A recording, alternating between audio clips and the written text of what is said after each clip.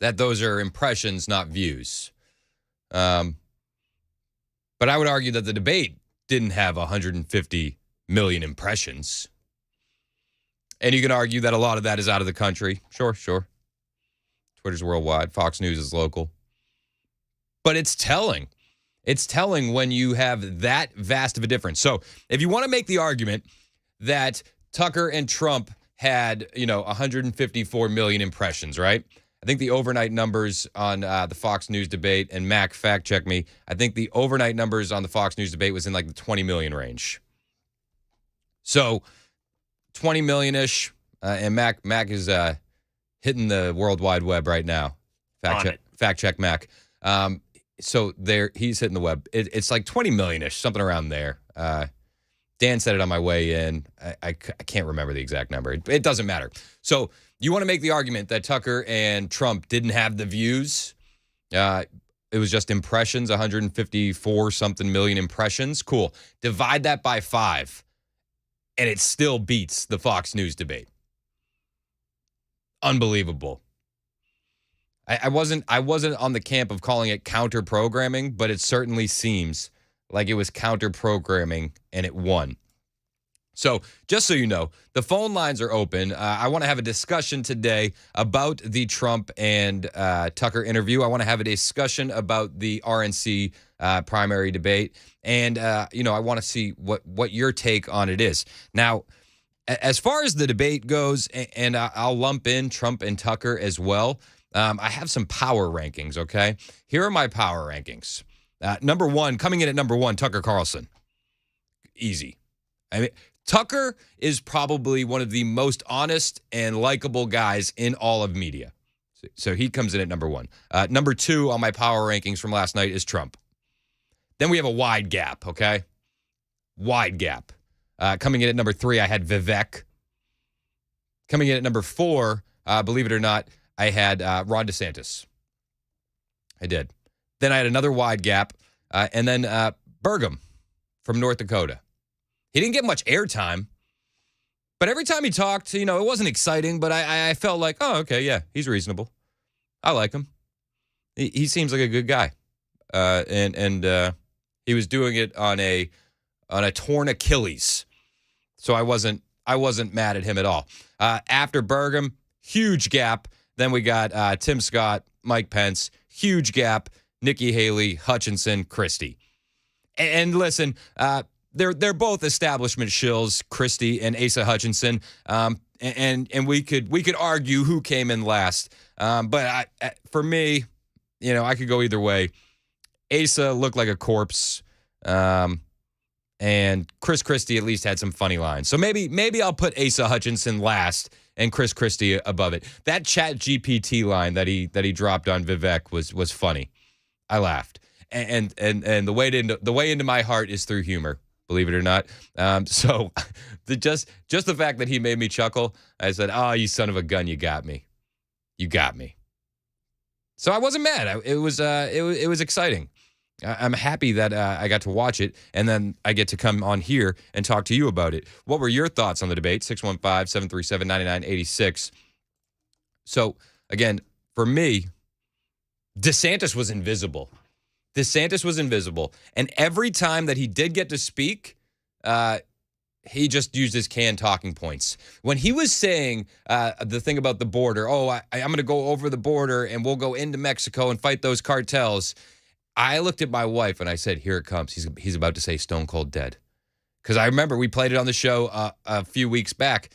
He said this line, if they mess with me, they'll be stone cold dead. I looked at her. I said, here comes Stone Cold Dead. What? She said, what? She doesn't listen to all my show. I said, what? What are you talking about? I said, here comes Stone Cold Dead. Here it comes. He's edging towards it. And then he said it. I was like, yes! He said Stone Cold Dead. I knew it. Absolutely knew it. Scott in McMinnville, you got a thought on the debate. Scott, who was your favorite in the debate? Scott, you're on Super Talk. What's up? My favorite, absolutely, I hate to admit it, would have been Mike Pence, and I'll tell you why. Oh. Vivek was absolutely the, by far, best candidate on there. Okay. But Pence ended up going ahead and telling everybody the truth. It's not time for someone to do on-the-job training. That's right. There's only one guy in the field that actually knows and can roll on day 1, minute 1. Number 2, everybody else, career politicians. Trump proved that career politicians don't do what's best for the people. Trump is a person. He is a businessman. Biggest economy in the world. Biggest business. And last but not least, I just flat out love it that nobody's realizing, even Vivek, that if he just continues to do what he's doing, he's going to get the nod, him or Haley, from Trump. And Vivek doesn't have enough money and experience to fight the establishment like Trump has been doing already. If they just fall in line, do the right thing, we got 12 years of solid leadership coming through there, whether it's Trump and really Vivek. I love it. I think it would be the best ticket ever.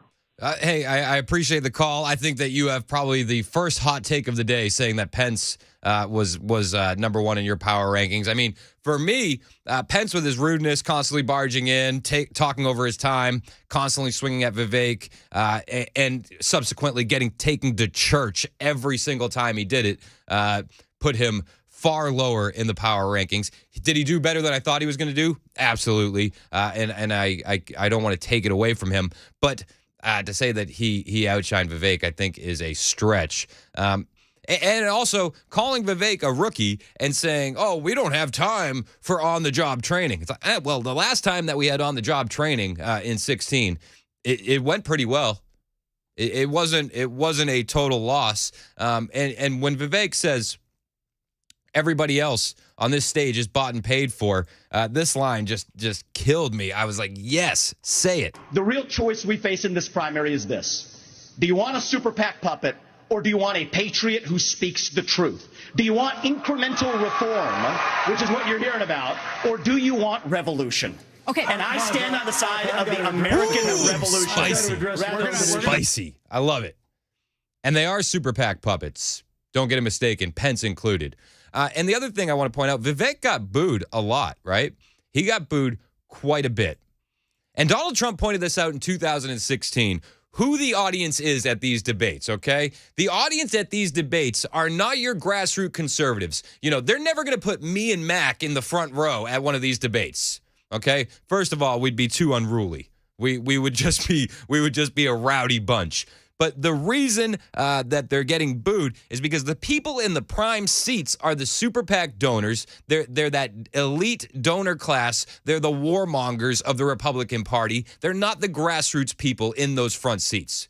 Period. Point blank. Trump said it in 16, and he said it much better than I can say it. Let me talk quiet. A lot of times.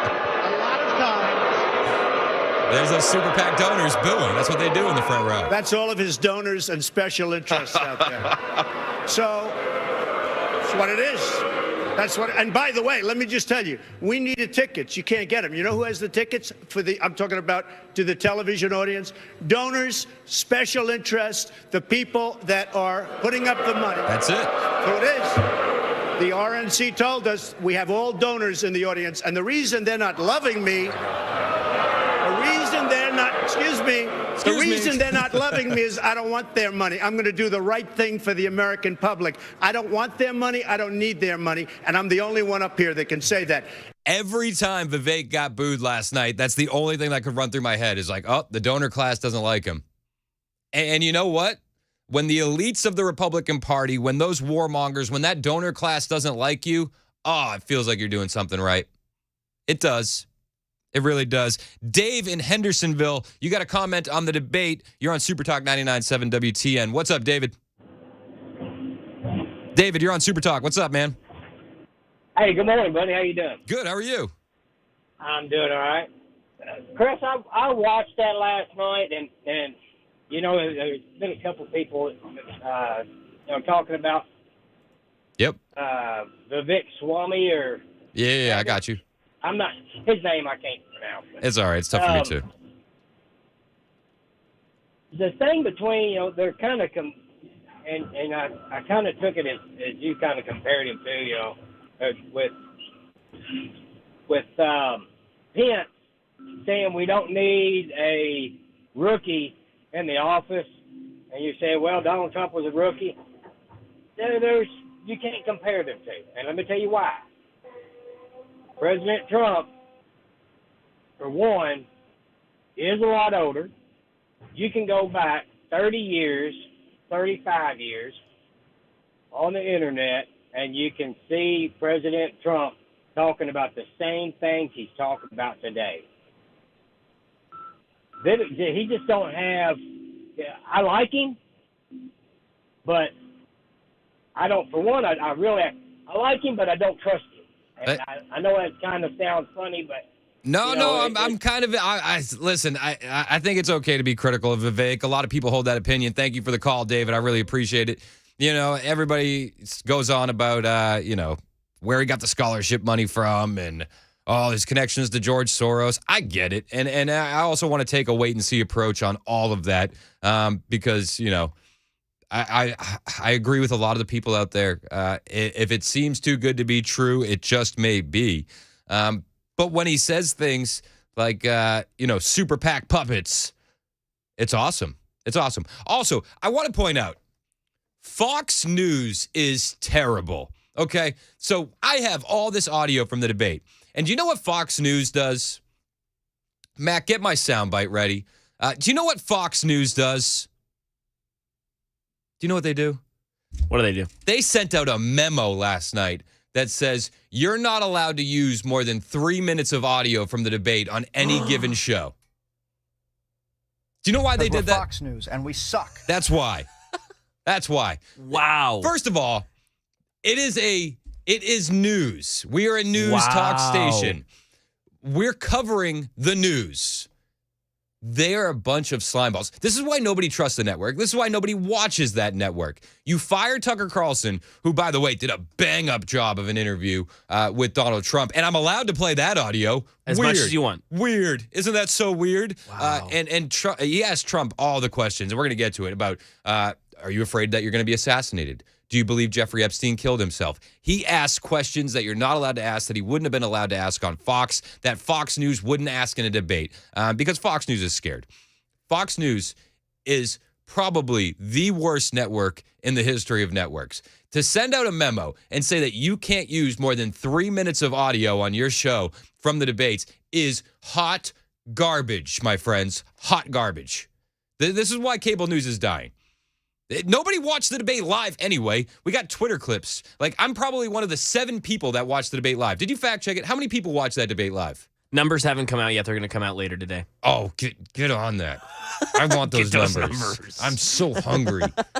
I'm so hungry to let everybody know that Fox News is terrible. Because we're Fox News, and we suck. They do. Just send a memo. You can't use more than 3 minutes audio.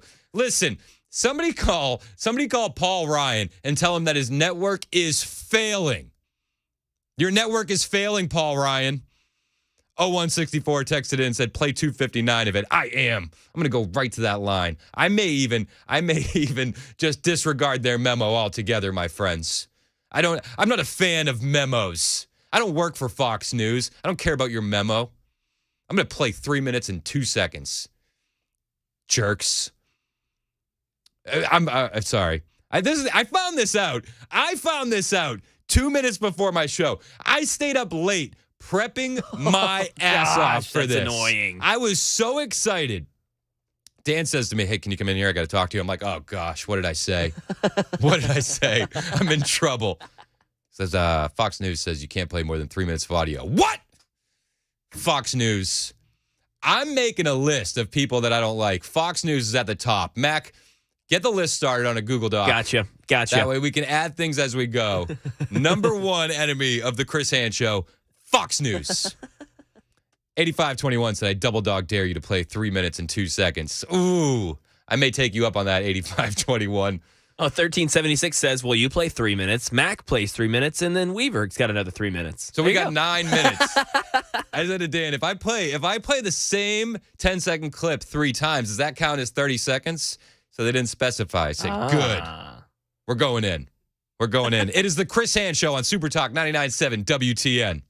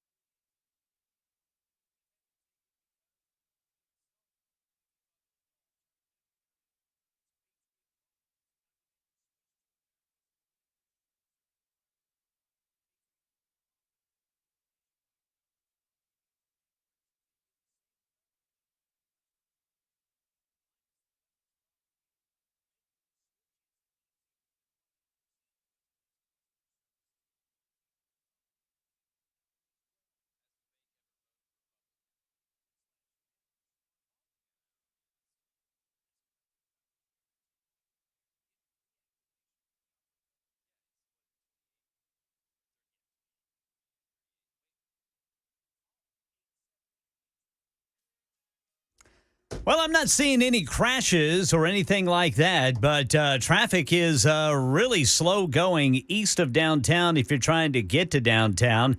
TDOT cameras have it red, angry red, all the way from downtown back to the airport, and then almost all the way down to Briley Parkway if you're coming up 24. May just be volume. A lot of people heading into downtown. Got that breaking news in the Georgia 2020 election interference case. We're going to tell you about it at 9:30 on Super Talk 99.7 WTN. Thank you, Ken Weaver. Hey, everybody on the line, Kobe, Larry, Rudy, Sean, I'm going to get to you next. Thank you for holding. Really appreciate it. It's Super Talk 99.7 WTN. My name is Chris Hand. Fox News is trash. So here's what Fox News does, right? They sent out a memo this morning that says we can't play more than 3 minutes of audio from last night's debate. Unbelievable. Unbelievable. Listen to this. This is from the memo. You are hereby advised to respect Fox News' exclusive rights to the debate by not broadcasting, transmitting, selling, licensing, giving, bartering, exchanging, or otherwise disseminating the debate, or any portion thereof, regardless of whether Fox News supplied you the debate or if the debate or excerpts were supplied to you by other sources. Permission to use the debate is only granted if the following restrictions are adhered to. And then they go on to give you all these ground rules. I don't like Fox News. I don't like ground rules. Weak. Super weak. I already got to deal with the FCC. Because we're Fox News and we suck. Yeah, they do. I already got to deal with the FCC. You know what I mean? Now I got to deal with Fox News' rules too. They're really hindering my creativity. I'm a peacock. You got to let me fly. You gotta let me spread my wings. You got to let me fly. All right, so Fox News. This isn't the only garbage thing Fox News did last night, and we'll get to the debate.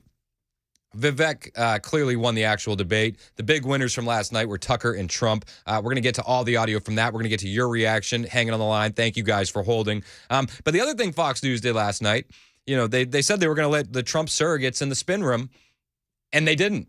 In fact, there was a flyer circulating with pictures and names of people from Trump's campaign that weren't even allowed in the building for security. Saw that on the web, on the World Wide Web while I was surfing. And so you're not even going to let them inside? Weird. Isn't that so weird? Fox News. And then they ban Donald Trump Jr. from the spin room after saying that he would be allowed in. To ban people from actually having discourse about politics. How un-American. Probably shouldn't surprise any of us, but that's what it is. And I've been told by others that I would be able to go in. So they said we were able to go in, then they said they weren't. Now that we're here, and the candidate that said you can't go in the spin room. They're telling me right now, Fox won't let me into the spin room. That's what the American people should know. This is the kind of They're telling him he works for security here, but they're telling him that I'm not allowed to go in there. Oh, weird. Because the candidates that they've been boosting while simultaneously trying to cut down Trump for the last 2 years didn't perform as they had hoped. So they can't have someone who can maybe be a representative of my father. Just like a few weeks ago when I was canceled after the first indictment, I was scheduled to go on. And about 5 minutes before I'm on, I found out I'm no longer on because apparently I wouldn't be a great surrogate to talk about my father's indictment. Oh, just so we understand what we're dealing with here. So it shouldn't surprise any of us. And it's also why Trump was 100% right to not go to this debate. 100% right. Why, Mac?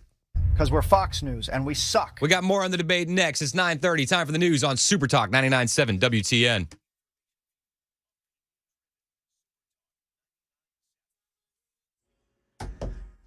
$9:30 on the dot this Thursday morning. I'm Ken Weaver with your top stories, and it's going to be hotter today than it's been all week. Full forecast in 2 minutes. That breaking news out of the Georgia 2020 election interference case. Former President Trump changing lawyers ahead of him turning himself in to Fulton County today. He wants a new lawyer handling the processing. Trump is replacing Drew Feindling with Stephen Sadow, who's a high-profile defense lawyer right there in Atlanta. And right now in Tennessee, 4 bills in the special session on public safety passed the state Senate during Wednesday's session. Channel 4 says they expand who can carry guns on the school campuses, require free gun locks, how quickly the TBI is notified of criminal procedures, and there's funding for more SROs and mental health services. Now we wait to see what bills may come out of the House today. That could be as soon as lunchtime. And in Money News, fighting to keep its products on store shelves, e-cigarette maker Juul plans to cut about 30% of its workforce, reducing the company's headcount to about 650. That's the latest news. Weather's next. I'm Ken Weaver, WTN News. Hi, I'm Paul Winkler. We know that diversification is an important part of the investing process, but how do you reduce risk of a portfolio through diversification? Well, you use correlations. Now think of bathing suit sales and suntan oil sales. They tend to move together, right? Think of bathing suit sales versus winter coat sales. More dissimilar movement, and that's the idea. But why is diversification so important? Well, think about it this way. Everybody would like to have this happen with their investments. They just go straight up. But what we know is this is really what tends to happen. Markets may go way up and then down, or down, then way up. Now let's say if we isolate parts of that curve right there, and the first curve right there, and the second curve right there. If you're putting money away for retirement, every time you put money in, if this is what's going on, you're buying more shares. Then just before you retire, the market goes up, you're really happy. If, on the other hand, you keep paying a higher and higher price and then the market goes down, you're really sad. And we can't choose what's going to happen with the market next. But what we can do is what we know through academic research, and there are Nobel Prizes awarded for this, is we can look for things that tend to move in dissimilar fashion. And what happens when we do that, we can reduce the volatility of the portfolio, hence bringing those curves in. Now that's the idea. Now if you want to learn more about our approach to investing in financial planning, go to paulwinkler.com and set up a free 15-minute phone call. Or you can call 615-851-1950.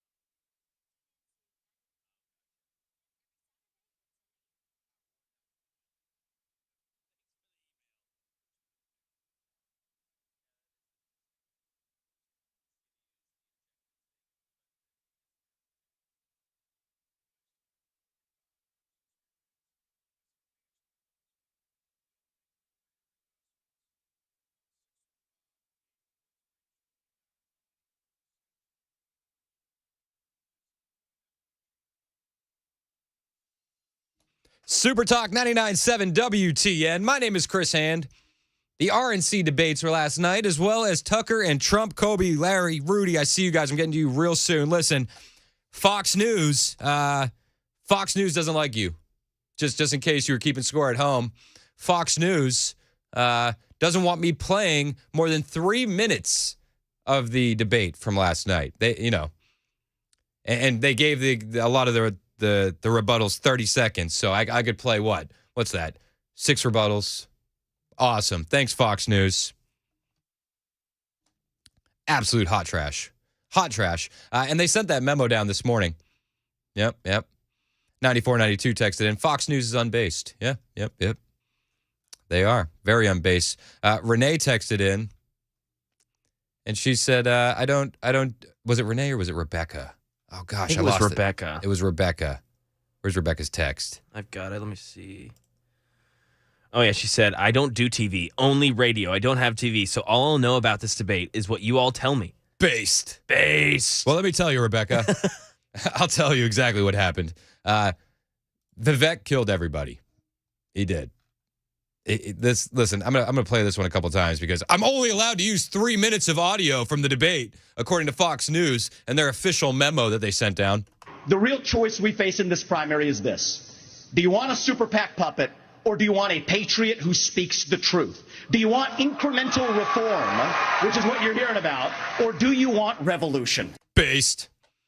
DeSantis, every time he talked, he just gave a canned statement and said the things that we've heard him say before. And he seemed to really be invisible all night, as far as I'm concerned. And then I got a weird text. This is what they're in it for, right? This is what a lot of these candidates are in it for. They're in it for the donations. I got a text last night, this morning at 8:14 a.m.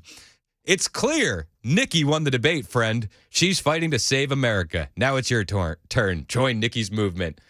Hard pass. Thanks for the text. Please remove me from the list. Colby in Spring Hill, you're on Super Talk 99.7 WTN. Colby, what's your initial thoughts on the debate last night?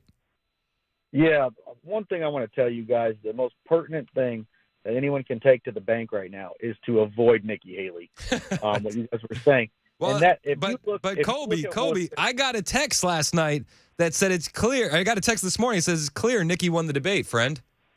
And that's what Fox News tried to portray, too. But here's the thing.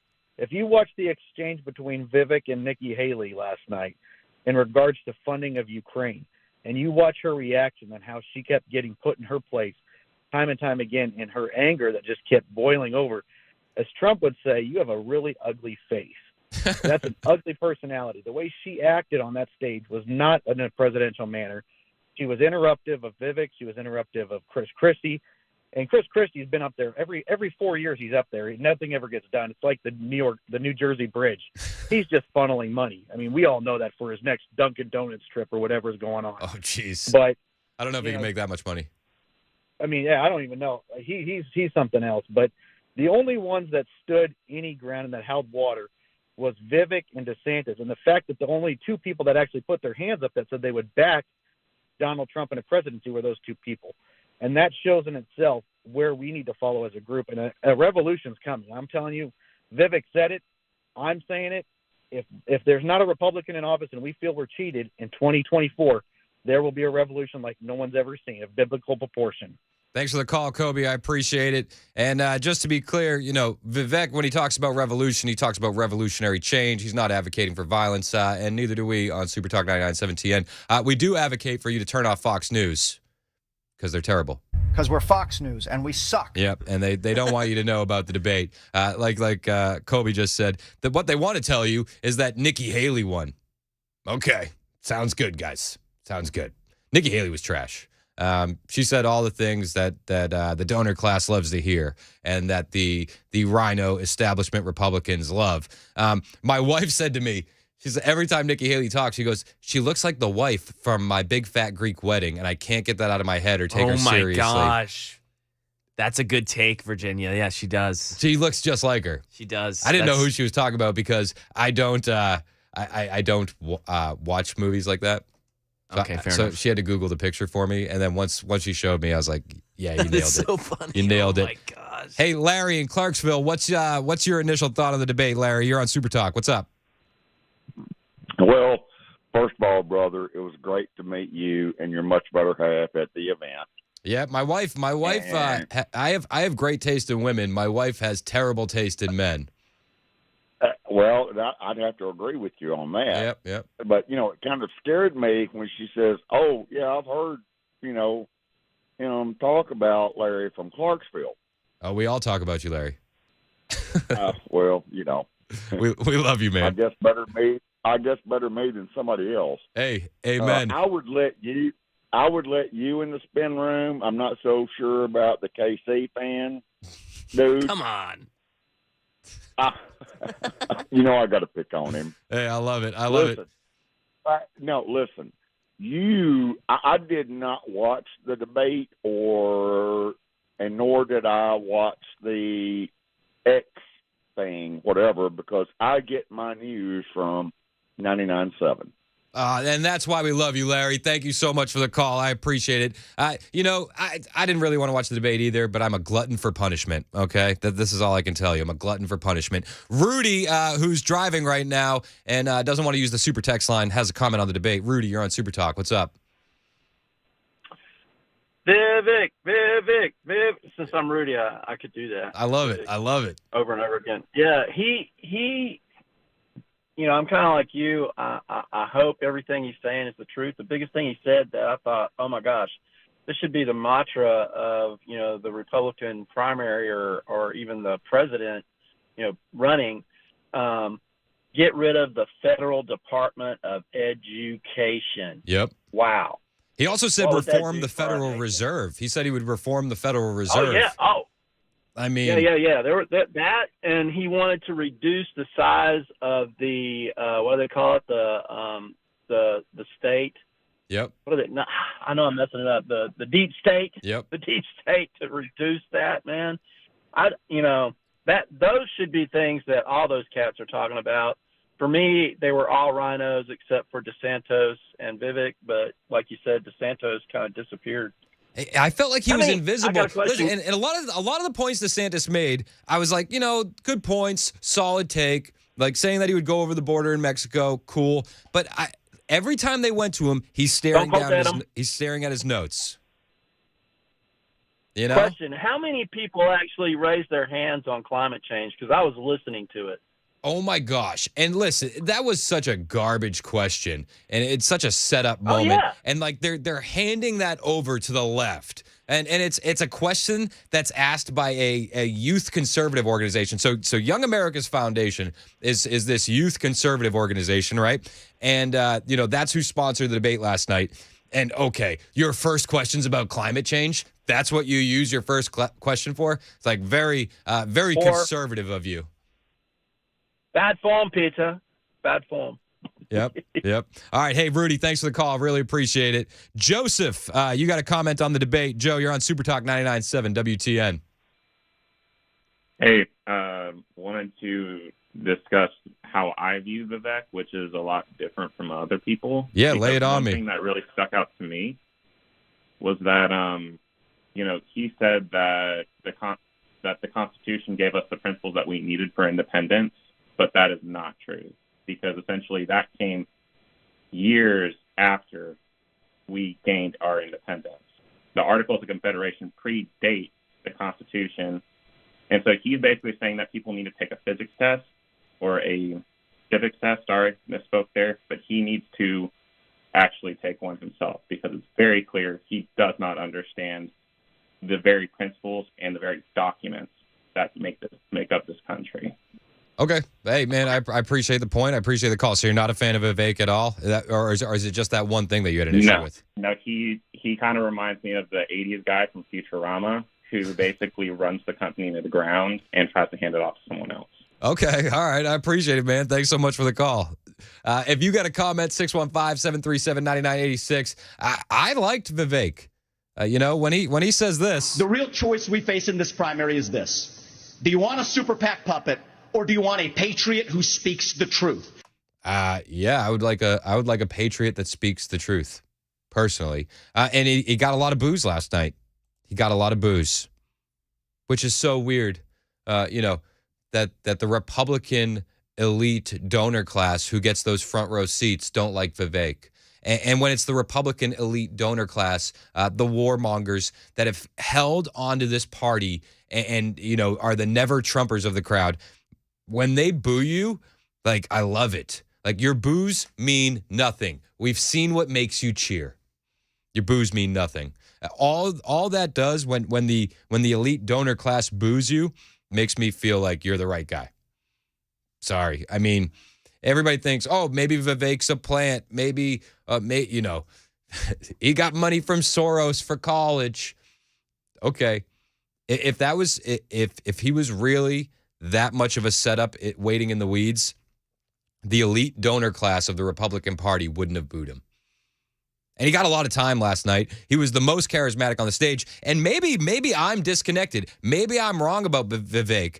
My dad texted me during the debate. My dad said to me, Vivek felt minor league. I thought that was an interesting take. I don't know. Do you feel like Vivek felt minor league? They kept talking about, oh, you're a rookie. You have no experience. But everybody else on the stage has been in government for years, and the government is a dumpster fire. An absolute dumpster fire. Like, I'm sorry. And the old guard of the political establishment, like Tim Scott and Nikki Haley and Chris Christie and even DeSantis, like, all these guys have their canned statements like, this is what I'll do for America. I'm gonna go to Washington and fight for the people. It's like, it just feels fake. It feels forced. It feels like there was one authentic candidate on the stage, and it was Vivek. Ann texted in. She said they booed Trump. Trump became the president of the United States. Yeah, and Trump during those debates when he was booed had this to say. That's what it is. And by the way, let me just tell you, we needed tickets. You can't get them. You know who has the tickets I'm talking about to the television audience? Donors, special interest, the people that are putting up the money. Yeah. So it is. That's it. The RNC told us we have all donors in the audience, and the reason they're not loving me, the reason they're not loving me is I don't want their money. I'm going to do the right thing for the American public. Yeah, and Fox News doesn't care about the American public. Fox News actually doesn't like you at all.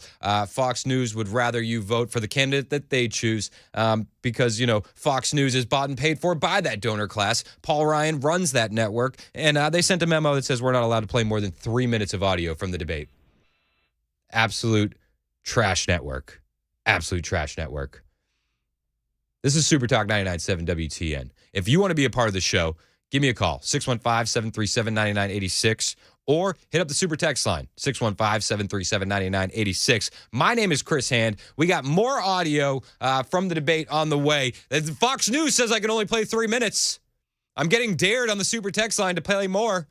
People are telling me, speed it up. Let's play at double speed, and then we can sneak in 6 minutes. I'm going to see if I can make something happen. 950, Super Talk 99.7 WTN.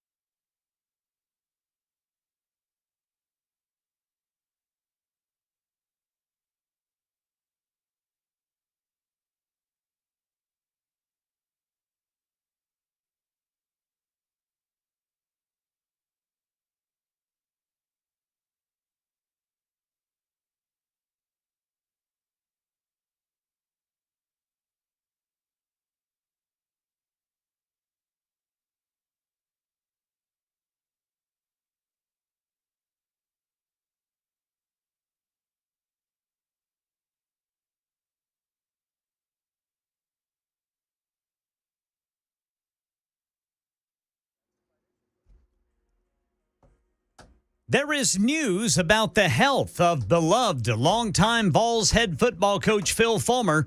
This story and more at 10 on Super Talk 99.7 WTN. Thank you, Ken Weaver. Super Talk 99.7 WTN 9:57. You know, it's so weird. Fox News won't let me play any audio. Only 3 minutes of it. The super texters are weighing in. All right, yeah, I'm getting mean text too. I'm getting mean text. That's okay. You won't hurt my feelings. You can say mean things on the super text line. I will read that mean text. FYI, you just lost 2 listeners when you laughed at that caller's comment that Haley has an ugly face and then said that Haley is trash. You completely eliminated all respect we had for you. When did I say Haley had an ugly face? Don't remember that. I do not recall that. I said she looked. I said my wife said she reminds her of the main character from My Big Fat Greek Wedding. Yeah, the wife from My Big Fat Greek Wedding, which she's, by the way, not an ugly person. Yeah, I didn't say she was ugly. I did say she was trash. I did. So that's a fair. I'll stand by that's that. a fair gripe. I did say she was trash. And then they say you do what the Dems constantly do. You berate and run differing opinions down. Bye. I'm sorry I lost you. If you want to call and debate me, I like differing opinions. I didn't mean to berate you. I wasn't berating you personally. In fact, the last text that I had for you, I said LOL to one of your jokes. So I don't know. Constant berating. I don't think Nikki Haley's ugly. I actually think she looks pretty good for her age. That's if we're being honest, she looks great. She looks like the character from My Big Fat Greek Wedding, but I don't know. Hey, we do have audio from the Trump Tucker stuff, which we're going to get to. This is great. Trump was asked what happens if another Republican gets in besides him. This is what he said. If somebody else got in other than me, they'll go at him just as viciously as they did me. These people are sick. They will go after them. And a lot of people say they won't be able to hold up. I do get credit for holding up quite well, I must tell you. I think. Yeah, he's held up quite well. He was asked a ton of things in the Tucker interview about whether he's worried that he might get assassinated. Does he think Epstein killed himself? All the things that networks, that the establishment media like Fox News wouldn't allow Tucker to ask. And we got audio from that coming up after the news, because we're allowed to play that. Elon Musk didn't send me a memo, just Paul Ryan and the Fox News Network saying I can't play audio from the debate. What a bunch of bums. It's 10 o'clock. Here's the news on Super Talk.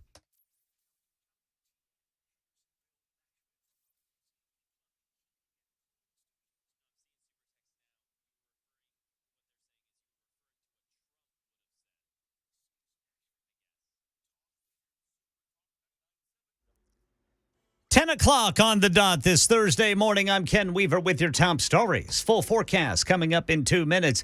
Got some news about the health of beloved longtime Vols head football coach Phil Fulmer. Fox 17 reports Fulmer recovering in the hospital after undergoing a medical procedure today. There's no word on exactly what kind of medical procedure. Fulmer's family put out a statement saying that he's at UT Medical Center. He is alert and in good spirits and will remain in the hospital for a few days. Fulmer is 72 years old. Former President Trump set to surrender to authorities in Georgia this afternoon in the 2020 election interference case. He's changed lawyers for today's processing. He's hired attorney Steve Sadow to replace Drew Feinling, who is leaving the team. Sadow's represented several high-profile clients, including Usher, Rick Ross, Ray Lewis, T.I., most recently rapper Gunna, in the YSL RICO indictment, with the rapper agreeing to an Alford plea deal just last year. And more reaction to last night's GOP presidential primary debate. President Biden's campaign criticized former President Trump for not participating in last night's Republican primary debate, with spokesman Kevin Munoz saying the GOP frontrunner instead was doing a, quote, softball interview with former Fox News host Tucker Carlson. After the debate, the president's campaign was claiming a win, telling ABC News that swing voters that tuned in would not have seen something they like, and that the Republican candidates were going after each other to play to the MAGA base, but not showing they can reach beyond that to actually win. President Biden told reporters he would tune in for some of the debate, but said he had no expectations for the event. As Karen Travers reporting. Money News, Jim Ryan says weekly claims for unemployment benefits took another dive. In all, 230,000 people filed initial claims for jobless benefits in the week ending August 19th. That's a decline of 10,000 from the week before and followed another drop of 11,000. Just over 1.7 million out-of-work Americans are getting unemployment checks. That's the latest news. Weather's next. I'm Ken Weaver, WTN News.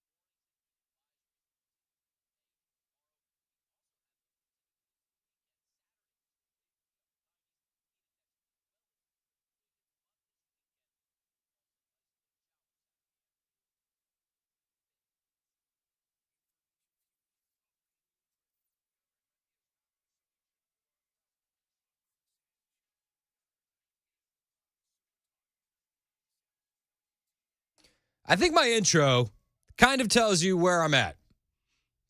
Government's not the solution to the problem. Government is the problem. So, Vivek and Pence are going at it, right? In the debate last night. Pence says, no rookies. Now is not the time for on-the-job training. We don't need to bring in a rookie. We don't need to bring in a rookie. I cut that short because of the Fox News memo.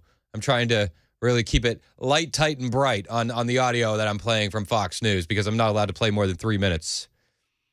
But Vivek, he says all the things that I think are great. Listen to this. This isn't that complicated, guys. Unlock American energy, drill, frack, burn coal, embrace nuclear. Put people back to work by no longer paying them more to stay at home. Reform the U.S. Fed, stabilize the U.S. dollar, and go to war. The only war that I will declare as U.S. president will be the war on the federal administrative state. Yep. Based. Absolutely based. 2075 said, get more than 3 minutes by speeding up to a Ben Shapiro talk speed.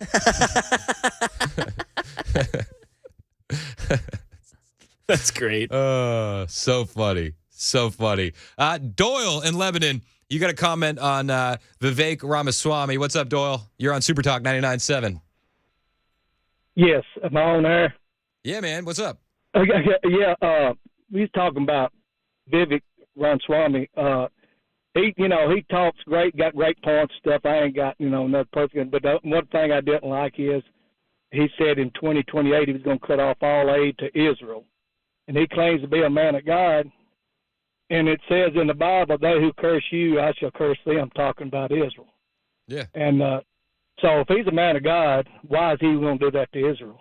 Well, he also said that he's a friend of Israel, and he commented on how he loves Israel's strong border, national identity, Iron Dome, and that he would continue the relationship to be a friend of Israel. He also said that he would advance the Abraham Accords 2.0. And, you know, I understand aid to Israel is just like a third rail for a lot of conservatives. Personally, like, it doesn't get me up in a tizzy. I don't think that there should be any dollar of American aid going outside the country, period, while we have veterans that are homeless at home. Yeah. I don't think that there should be any dollar going to any other country, you know, any of them. Like, you know what I mean? Not playing favorites, you know, not saying that one country's good, one country's bad. We have actual problems here at home. I think that we shouldn't be sending out a dollar of aid to anybody until we take care of our homeless veterans, till we take care of our poorest border, till we take care of the problems here in house. So, like, I understand that that's a third rail for a lot of people, but, you know, at the same time where he says, yeah, he would cut off aid, he also says he'd advance the Abraham Accords 2.0, that he would, you know, continue the friendship and be a stronger ally with Israel. Isn't Israel our number one ally? And, yeah, I mean, listen, I don't want to debate over whether or not Israel is our best friend, not our best friend. Do they deserve money? Do they not deserve money? But I just want to say, you know, his point is that we're sending all of our hard-earned tax dollars out of the country. Yeah.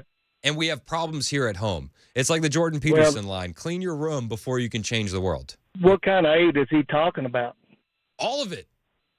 All of it. I mean, I don't know what all they've done.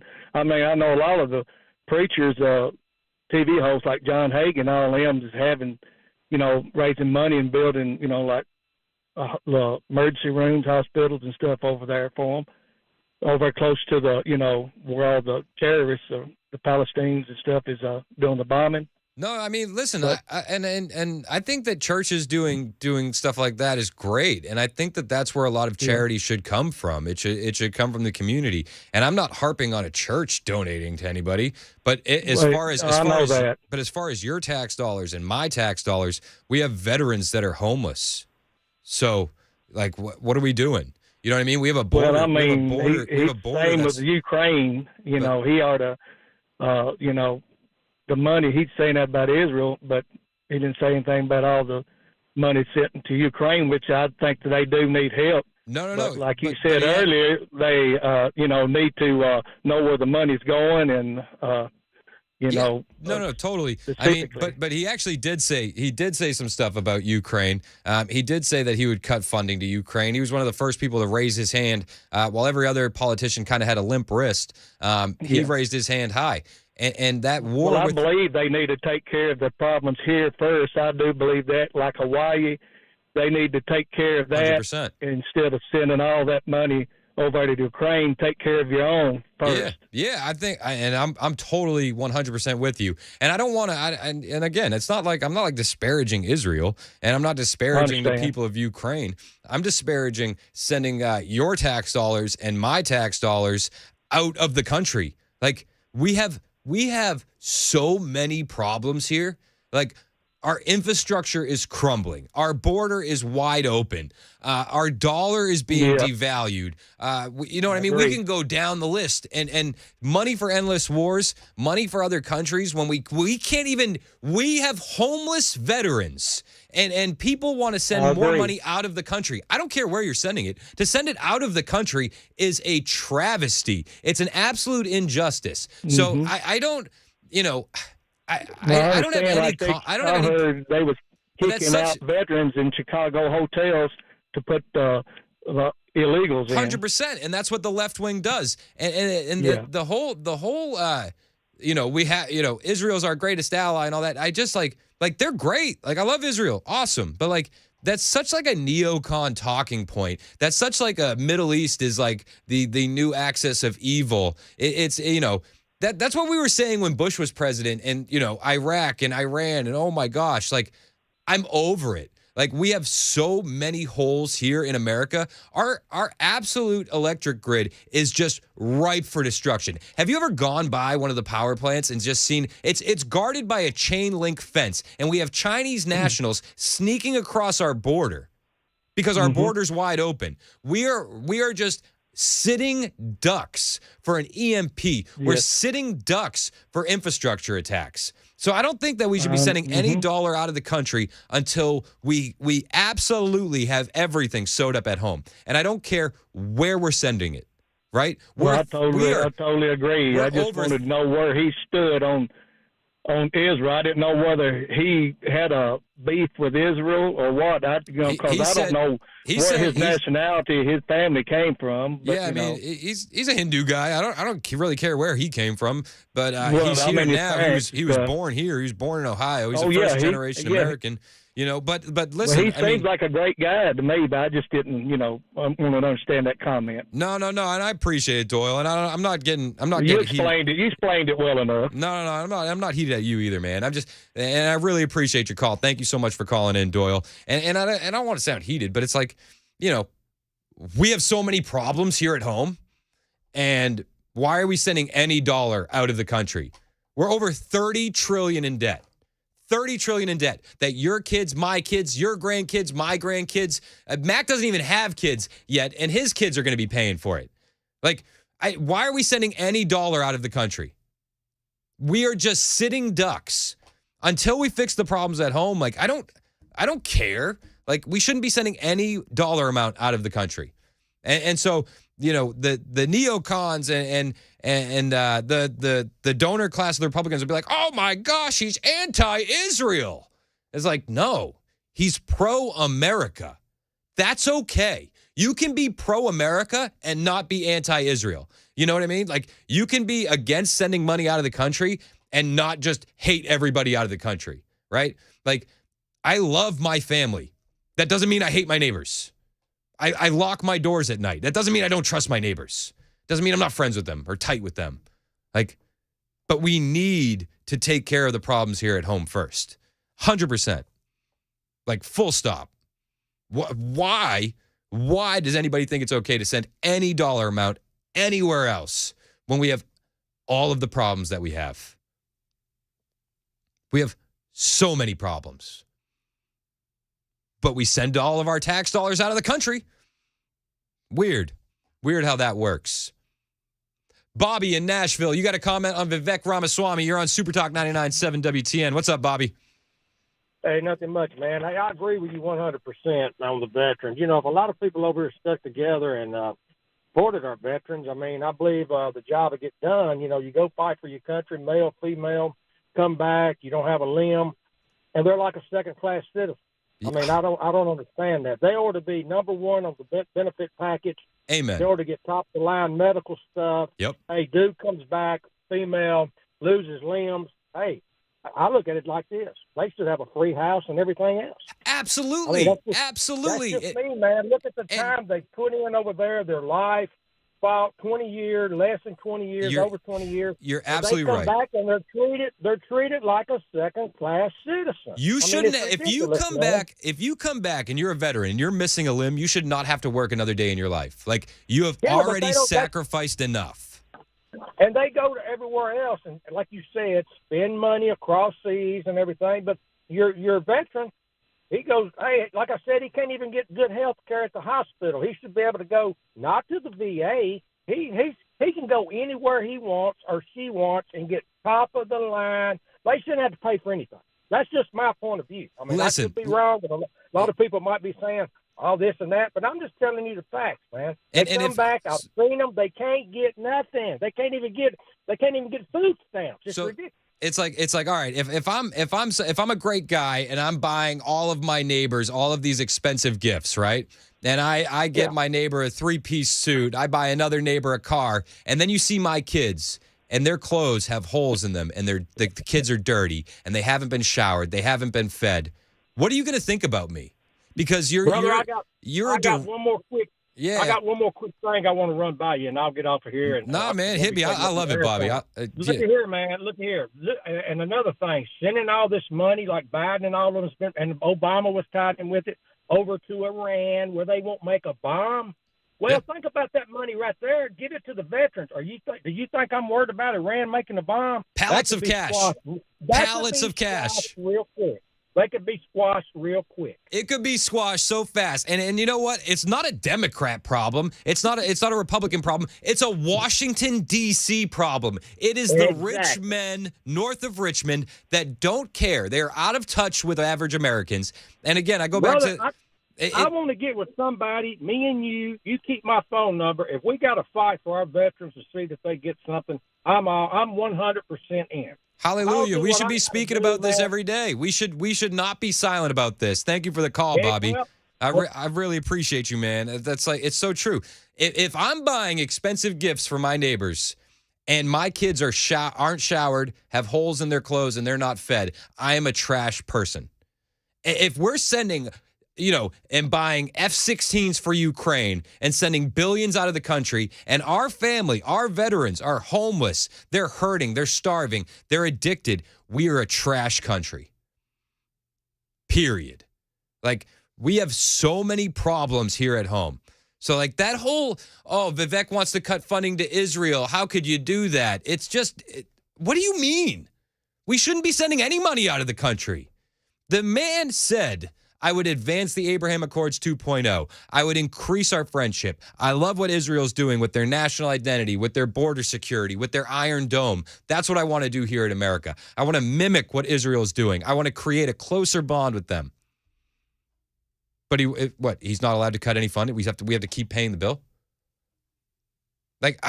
Israel's great. What? Okay. We have homeless veterans. We have an open border.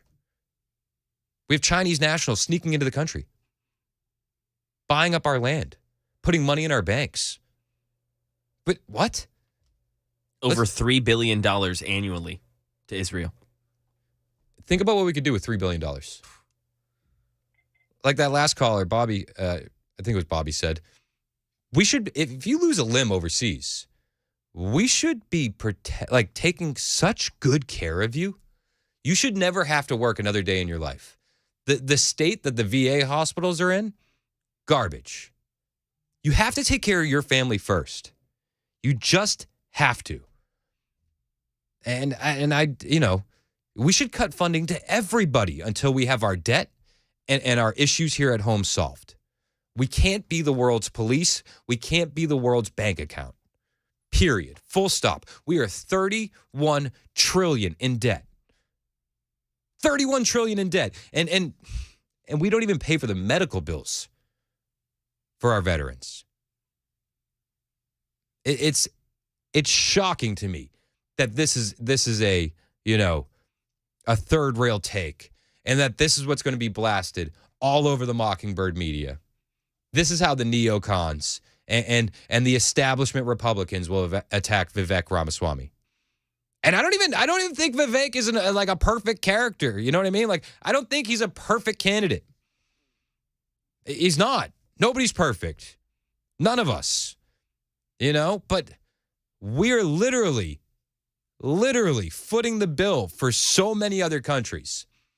Do I need to bring up gender studies for Pakistan that we funded with our stimulus bill? Gender studies in Pakistan. Where are we at? Clean your room first before they start going at Vivek because he wants to cut funding. Okay, great. $3 billion a year goes to Israel. Israel's great. Love Israel. But you want to keep funding them when our veterans are homeless? Garbage.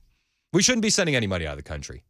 It's 1021 on Super Talk 99.7 WTN. My name is Chris Hand. This is the Chris Hand Show. Thanks for being here.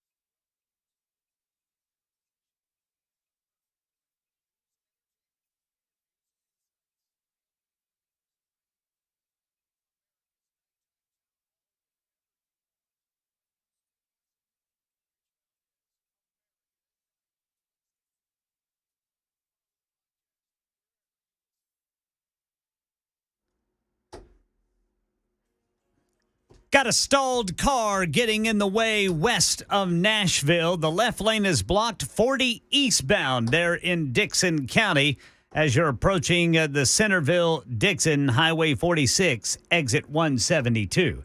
News about the health of beloved former Vols head football coach Phil Fulmer.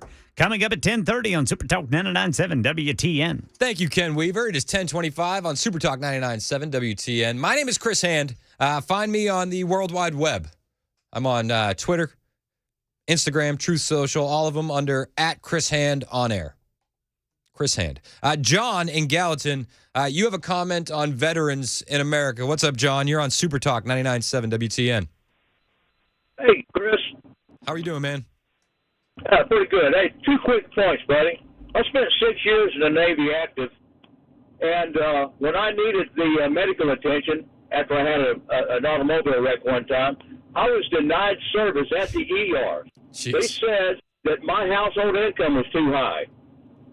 I don't recall that being part of the deal when I signed up in 78. That's Another crazy. thing, That's crazy. A quick point. You know why the medical facilities stink in this country? Tell me. Because you can't fire the scumbags that won't go there to do their job properly. Thank you, Chris. I'll listen. It's a shame. And you know what? Like, if you go to the ER and you have a military ID, you should just have the red carpet rolled out for you. Like, yes, sir. Like, if you're willing to sacrifice everything overseas, you're doing exactly what we want to praise in this country. You should be celebrated and taken care of. Yes, sir. I agree, Chris. Thank you, bud. No, man, I appreciate your call, John. Thank you so much. You know, it just seems like everybody's attacking Vivek Ramaswamy because he says he wants to cut off aid to Israel by, I think he said he was by 2030, you know? And I'm getting a lot of texts. It's like, I don't mean to disparage Israel. I think Israel's great. Like, just like I think Canada is great. But we don't foot the bill for Canada. We're not sending $3 billion a year to Canada. And if we were, I would want to cut that off too. It doesn't mean that we don't like the country.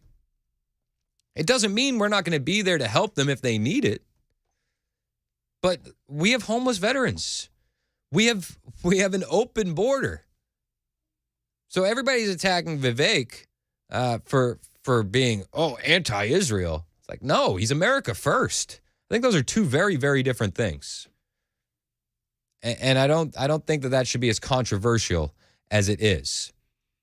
I don't think we should be sending our tax dollars anywhere until we have $0 in debt and we're in a financial position to help. If I'm in debt and I'm letting my neighbors borrow money, my wife would be upset.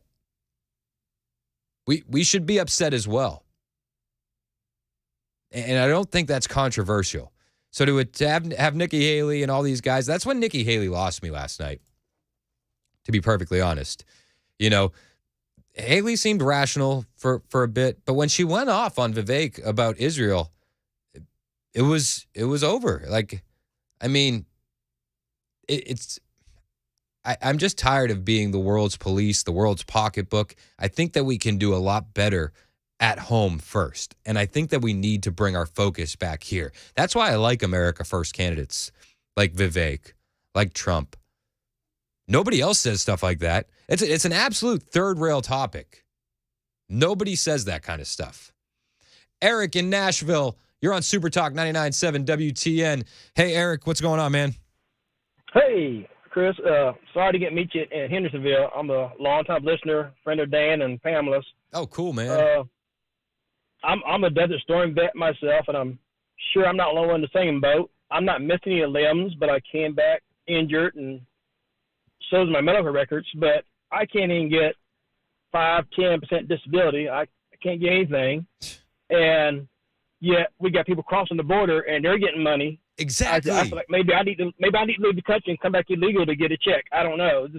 It's crazy to me. It's crazy. First of all, thank you for your service.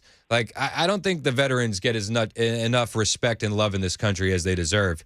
And we should be rolling out the red carpet for you guys. Like, we absolutely can. If we can foot the bill for millions of illegals coming across the border, then we should be able to foot the bill for whatever our veterans need.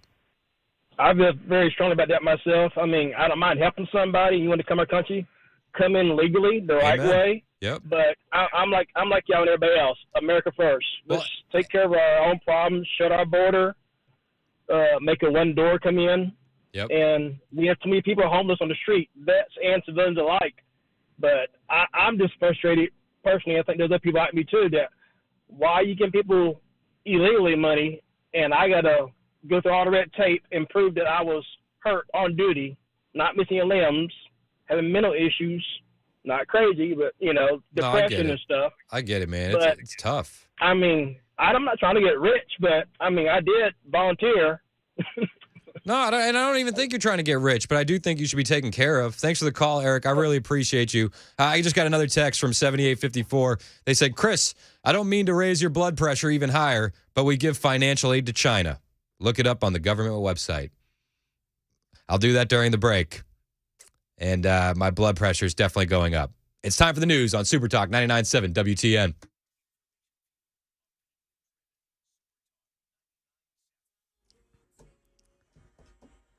$10:30 on the dot. I'm Ken Weaver with your top stories. Still got that problem in Dixon County, drivers. A left lane is blocked of 40 eastbound due to a stalled vehicle. That's 40 eastbound, left lane blocked right there at the Centerville exit. Full forecast in 2 minutes. News about the health of beloved former Vols head football coach Phil Fulmer. A statement from his family says Fulmer underwent a medical procedure at UT Medical Center today. He is in good spirits, but will be in the hospital for a few days. No word on the kind of medical center Fulmer had. Former President Trump set to surrender to authorities in Georgia this afternoon in the 2020 election interference case has changed lawyers for today's processing. Trump has hired attorney Steve Sadow to replace Drew Feinling, who is leaving the team. Sadow's represented several high-profile clients, including Usher, Ray Lewis, and T.I. And fresh off last night's GOP presidential primary debate, North Dakota Governor Doug Burgum tells ABC News what he thinks about polling low in national polls. The national poll right now is meaningless. I mean, take a look at the polls in Iowa and New Hampshire, and the gap is much smaller because folks like ourselves, those are the only two states that we've launched in. That's the latest news. Weather's next. I'm Ken Weaver, WTN News.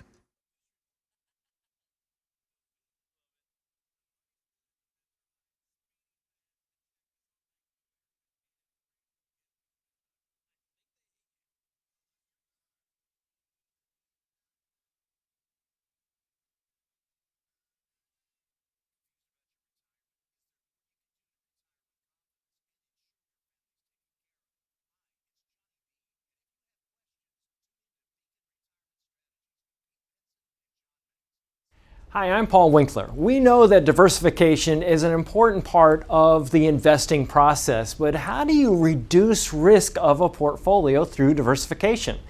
Well, you use correlations. Now think of bathing suit sales and suntan oil sales. They tend to move together, right? Think of bathing suit sales versus winter coat sales. More dissimilar movement, and that's the idea. But why is diversification so important? Well, think about it this way. Everybody would like to have this happen with their investments. They just go straight up. But what we know is this is really what tends to happen. Markets may go way up and then down, or down, then way up. Now let's say if we isolate parts of that curve right there, and the first curve right there, and the second curve right there. If you're putting money away for retirement, every time you put money in, if this is what's going on, you're buying more shares. Then just before you retire, the market goes up, you're really happy. If, on the other hand, you keep paying a higher and higher price and then the market goes down, you're really sad. And we can't choose what's going to happen with the market next. But what we can do is what we know through academic research, and there are Nobel Prizes awarded for this, is we can look for things that tend to move in dissimilar fashion. And what happens when we do that, we can reduce the volatility of the portfolio, hence bringing those curves in. Now that's the idea. Now if you want to learn more about our approach to investing and financial planning, go to paulwinkler.com and set up a free 15-minute phone call. Or you can call 615-851-1950.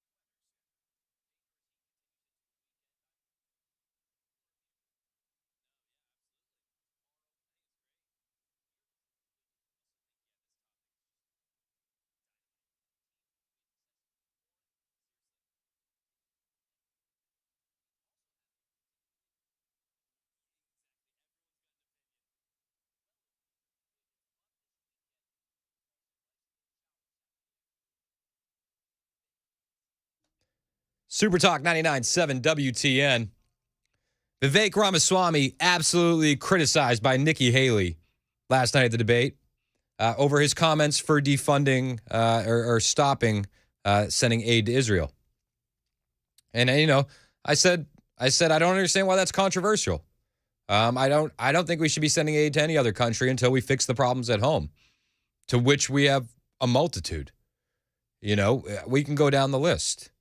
Homeless veterans, open border, fentanyl pouring in, infrastructure crumbling. Our electrical grid is crippled. We have cities in the country that don't have water. Literally, no drinking water. You can talk about Lahaina. There's $700 going to every household in Lahaina. We're sending billions to Ukraine. We send billions every year to Israel. We send money to China. We send aid to Mexico. I think it all needs to stop. We have $31 trillion in debt. I don't think it's controversial to say we need to fix our problems at home first. And once we balance the budget, cool. Let's help out our friends. But if I'm broke, if I'm in the negative, I can't be lending out money to my neighbors. And that's not a controversial stance. I mentioned, half tongue in cheek about Canada. I like Canada too, and I don't want to send them aid. And I got a text from first-time texter 6273, and it's a counterpoint, and I love it. I don't want everybody to agree with me. You know what I mean? I want to have the discussion, and you're welcome to join the discussion at 615-737-9986. You can call, you can text, whatever you're more comfortable with. But first-time texter said, Chris, there's a huge difference in Israel and Canada. Trump is very pro-Israel, and as a Christian, you should understand what your Bible says about Israel. The day we turn our backs on Israel, we're in even more trouble. Take the money from the crooked Ukraine that partners with the Bidens and stop anything going to China. Israel is our ally, and they are God's chosen people. I don't think that a lot of what you said isn't wrong. I agree we should support Israel, but I don't think support just means money. And I wonder how well we can support them if we keep going down this road, getting ourselves into financial instability, when our credit rating is being declined as a nation, when we're running out of artillery because we're sending it to Ukraine. That are we going to find ourselves in a position in 5 or 10 years when there's a war and Israel really needs our help, and at that point we have hamstrung ourselves to the point where we literally can't help? We literally can't help. We literally don't have the money to send troops over there. When our recruitment in the military is down so low because we treat our veterans so poorly in this country that we literally don't have the soldiers to send. We have to think long term. Every other country in the world has 100-year plans. We think in 2 and 4 year cycles in this country. We need to worry about ourselves long term. If Israel finds themselves in a conflict with Iran in 15 years, and we continue down this road of making ourselves financially unstable, in 15 years, are we going to be in a position to actually help them when they need real help? And Vivek says what a lot of people say. He likes Israel. He loves their border strategy. He loves that they actually prosecute criminals for crimes. He loves their Iron Dome. We don't do any of that in this country anymore. We don't have any defense like the Iron Dome. We don't have, it's just crazy. We have Social Security failing. It's failing right before our eyes. We don't take care of our elderly. We don't take care of our veterans. We don't take care of our border. We don't take care of our police officers. We don't take care of our firefighters. We do the exact opposite. We do the exact opposite. So miss me with that. I love Jesus. I know he came from Israel. I'm a Christian. But I don't know if just the blank check policy for everyone is the right way to go about running the world. I mean, Israel's great. I don't have any problem with Israel. But I don't think we can help people if we're not helping ourselves first. Is that a hot take? Maybe. I mean, we're getting so many texts in about this, and it seems like everybody's on one side or the other. I'm seeing texts, and I'm sorry, I don't remember your number. They're coming in so fast. But I saw a text like, cut off all the foreign aid, Israel last. Why? Like I love Israel, but if we're not playing favorites, like, cut off all foreign aid to everyone until our debt is at zero. We have the means and the ability to do that. We could fix our budget relatively quickly. We're giving illegal aliens like $2,200 a month, one texter said, which we'd have to fact check. But illegal aliens are getting a stipend basically to live here, illegally. And we give our senior citizens a little bit over $1,000 for Social Security. Like, this throwaway culture that we have is, we throw everything away, whether it comes to our veterans, our elderly, everything. It's got to stop. We need to take care of us first here. We cannot. It's like the oxygen mask on the plane. When the oxygen masks come down, you got to put your mask on first, because if you find yourself in a position where you can't breathe, you can't help your kid. You pass out. You can't help your toddler get the mask on because you don't have any oxygen going to your brain. So if Israel finds themselves in a position in 10, 20 years where they really, really, really need help, and we haven't put our oxygen mask on first, we're going to pass out. We're not going to be able to help them. So if your goal is really to protect Israel, save Israel, we have to get our finances in order first. So I absolutely agree with Vivek Ramaswamy that we need to cut funding. I go further. We need to cut everything to everyone. We need to focus on America first. Like, it's just crazy to me. It's absolutely crazy. I don't know if this is how is this a hot take? It's wild. It's absolutely wild. And we're getting all these texts in. 9550, we're America. We should be able to play favorites. Give Israel what is necessary for their defense and cut the rest from the world. Again, why wouldn't we put our oxygen mask on first? I mean, I'm not saying that we shouldn't defend Israel if they get themselves into a conflict. But, Israel's a pretty strong country, guys. They have a pretty strong military. I don't know if you know this, but they're pretty stout. They could probably handle a lot of the Middle East on their own. I mean, what, is this crazy? Is this a hot take that we should focus on ourselves first?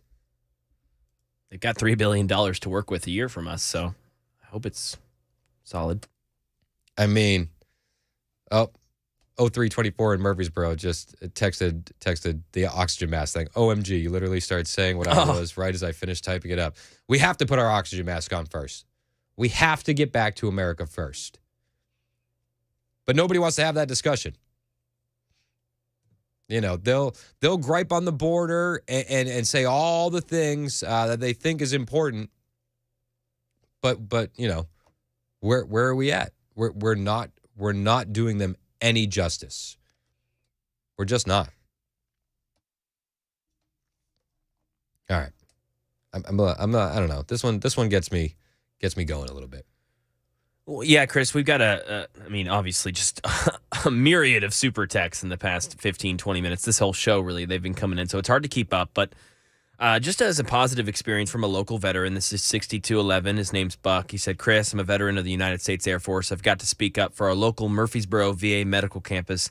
They've been extremely kind and helpful to me. Last year, they performed a double cornea transplant, which totally corrected my vision issues.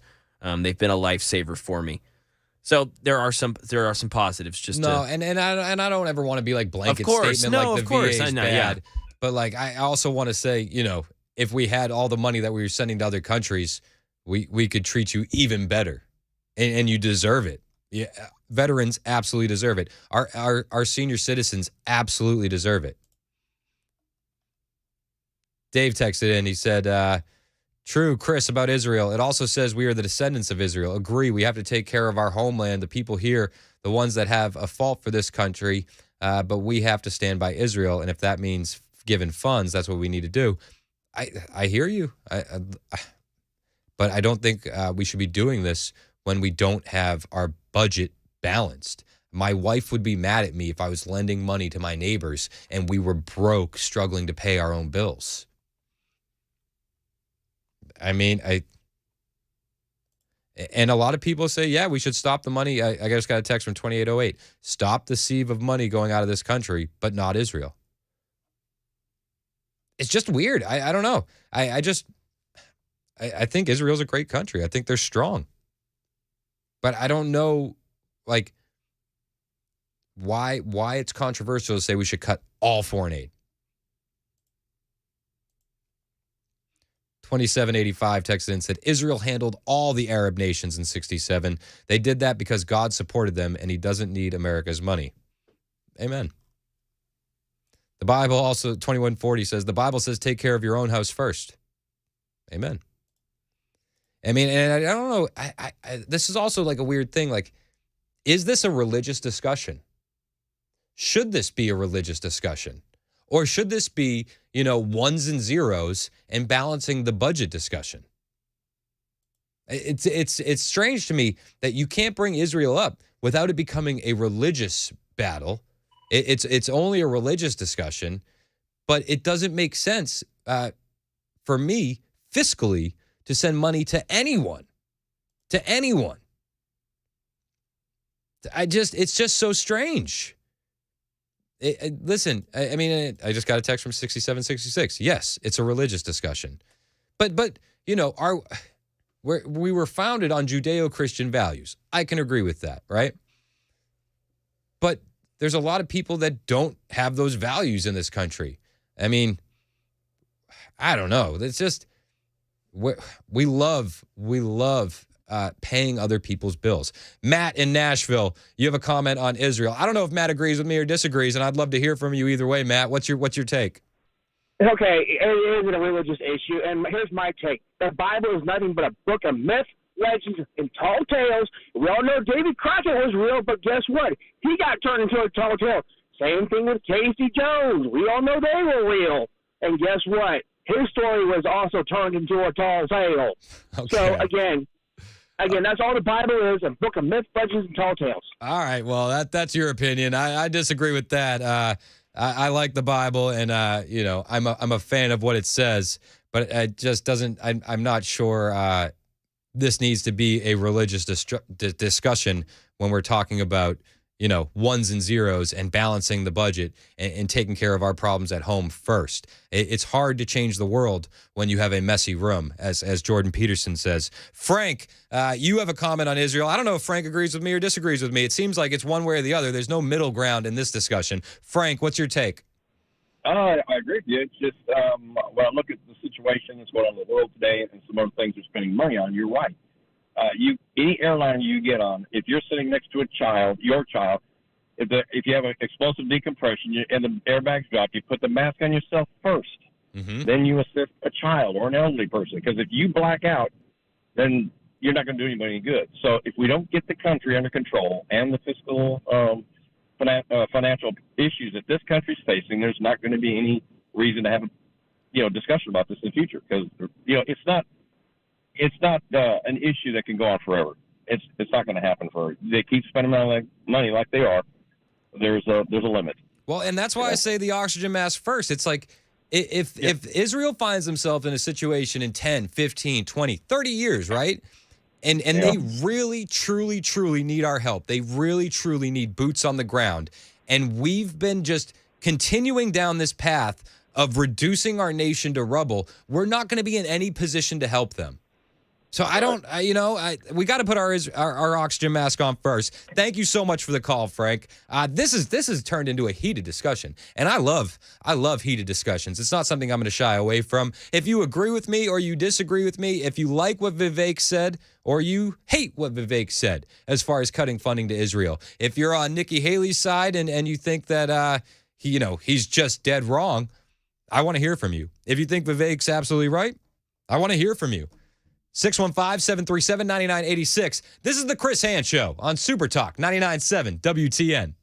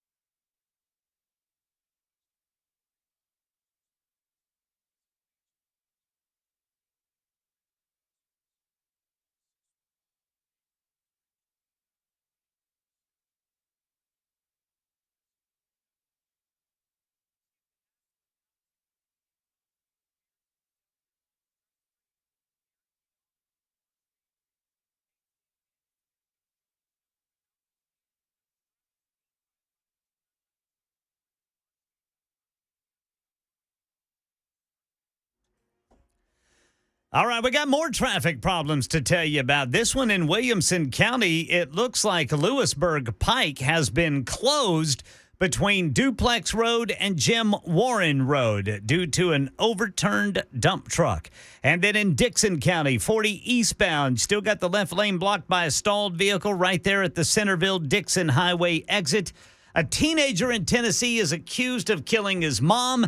There's news about the health of former Vols head football coach and athletic director Phil Fulmer. These stories and more at 11 on Super Talk 99.7 WTN. Thank you, Ken Weaver. It is 10:59 on Super Talk 99.7 WTN. Thomas and Randy, I see you guys hanging on the line. You want to talk about, aid to Israel, the Vivek Ramaswamy comments and how he got into that debate with Nikki Haley. Nikki Haley says, "How dare you, sir?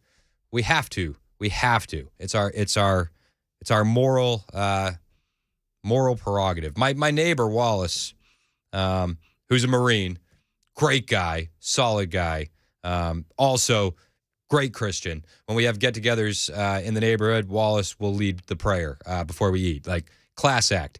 He texted me this on my personal device. Said Timothy 5:8.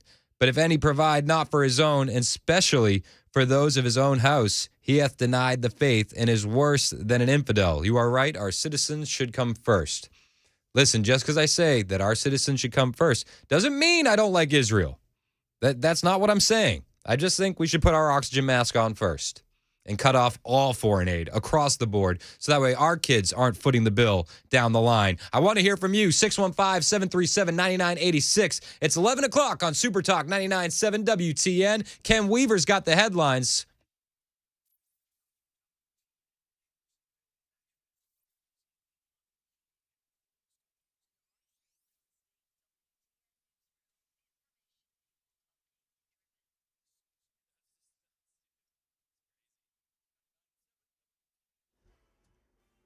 It's 11 o'clock on the dot this Thursday morning. I'm Ken Weaver with your top stories. Full forecast in 2 minutes. Right now in Tennessee, authorities are investigating a deadly shooting in Humphreys County. Channel 4 says an 18-year-old is in custody and charged with criminal homicide after investigators say he admitted to shooting his mother in the head, then trying to hide the body and evidence. The woman's body found in a home just outside of McEwen. Beloved former Vols head football coach and athletic director Phil Fulmer is in the hospital. His family released a statement saying Fulmer had a medical procedure today at UT Medical Center, but there's no mention of what kind of medical procedure. The family says he's in good spirits, but will be at the hospital for a few days. And new developments in the Georgia 2020 election interference case against former President Trump. Trump has changed lawyers ahead of surrendering to the Fulton County Jail today. He's hired attorney Steve Sadow to replace Drew Feinling, who is leaving the team. Sadow has represented several high-profile clients, including Usher, Rick Ross, Ray Lewis, and T.I. Fresh off last night's debate, GOP hopeful Nikki Haley appearing on ABC's Good Morning America, repeating her belief that Trump's legal troubles will push Republican primary voters to look elsewhere. Even with Donald Trump far ahead in the polls, former South Carolina Governor Nikki Haley says she believes that voters will tire of his legal dramas. I think Donald Trump's going to spend more time in court next year than he's going to spend on the campaign trail, and I think that Americans are tired of talking about the past. And if Trump is found guilty? We'll see what happens. If he's guilty, he'll have to deal with it, but I believe the American people know what to do with that. That's Dave Packer reporting. Right now in Middle Tennessee, we're waiting to see what bills come out of the special session on public safety today. 4 bills passed the state Senate during Wednesday's session, including one that expands who can carry guns on school campuses, requires free gun locks, determines how quickly the TBI is notified of criminal procedures, and provides funding for more SROs and mental health services. That's the latest news. Weather is next. I'm Ken Weaver, WTN News.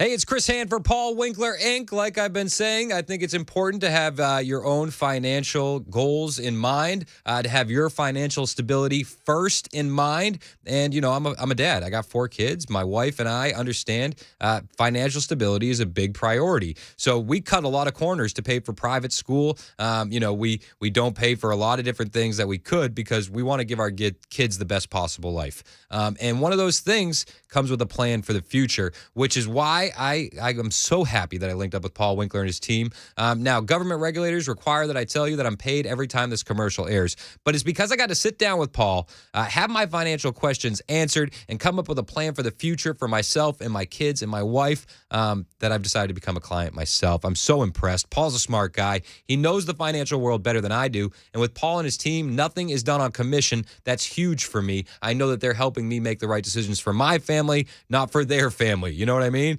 So their investment education is evidence-based and backed by Nobel Prize-winning research, so you can tell that they've really thought this out. They're really sure of it, and it makes a lot of sense. So do what I did. Every office is run by a degree planner with over 20 years of experience, and you can get a free 15-minute call right now by hopping on his website, paulwinkler.com. That's paulwinkler.com, or call 615-851-1950.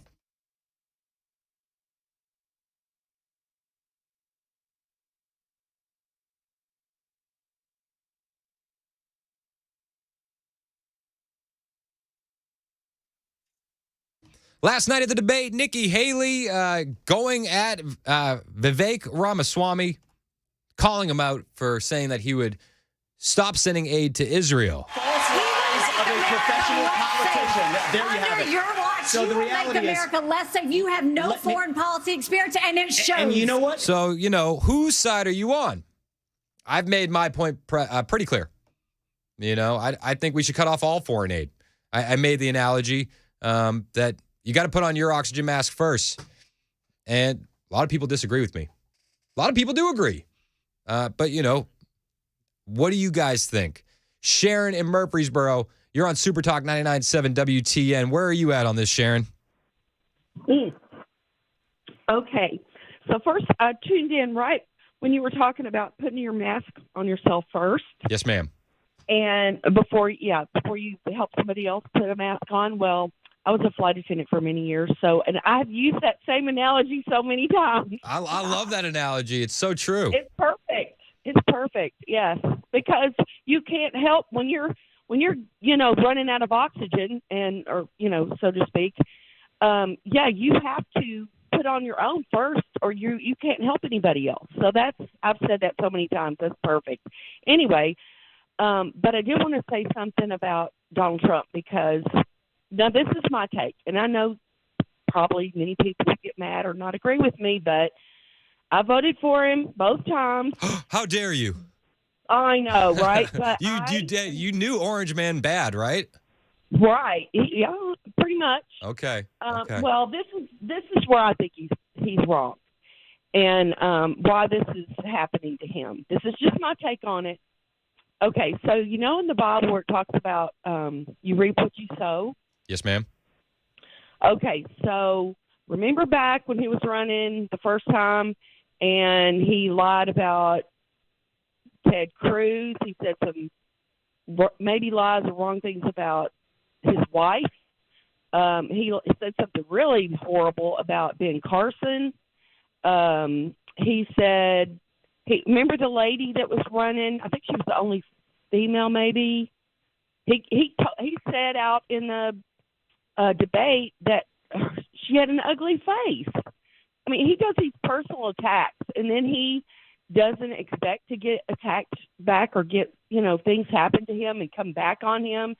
But, you reap what you sow. He's done this for years, and especially, in the last, since he started running for president. But no, I appreciate the call, and yeah, he definitely stepped in it a couple times, and nobody disagrees with that.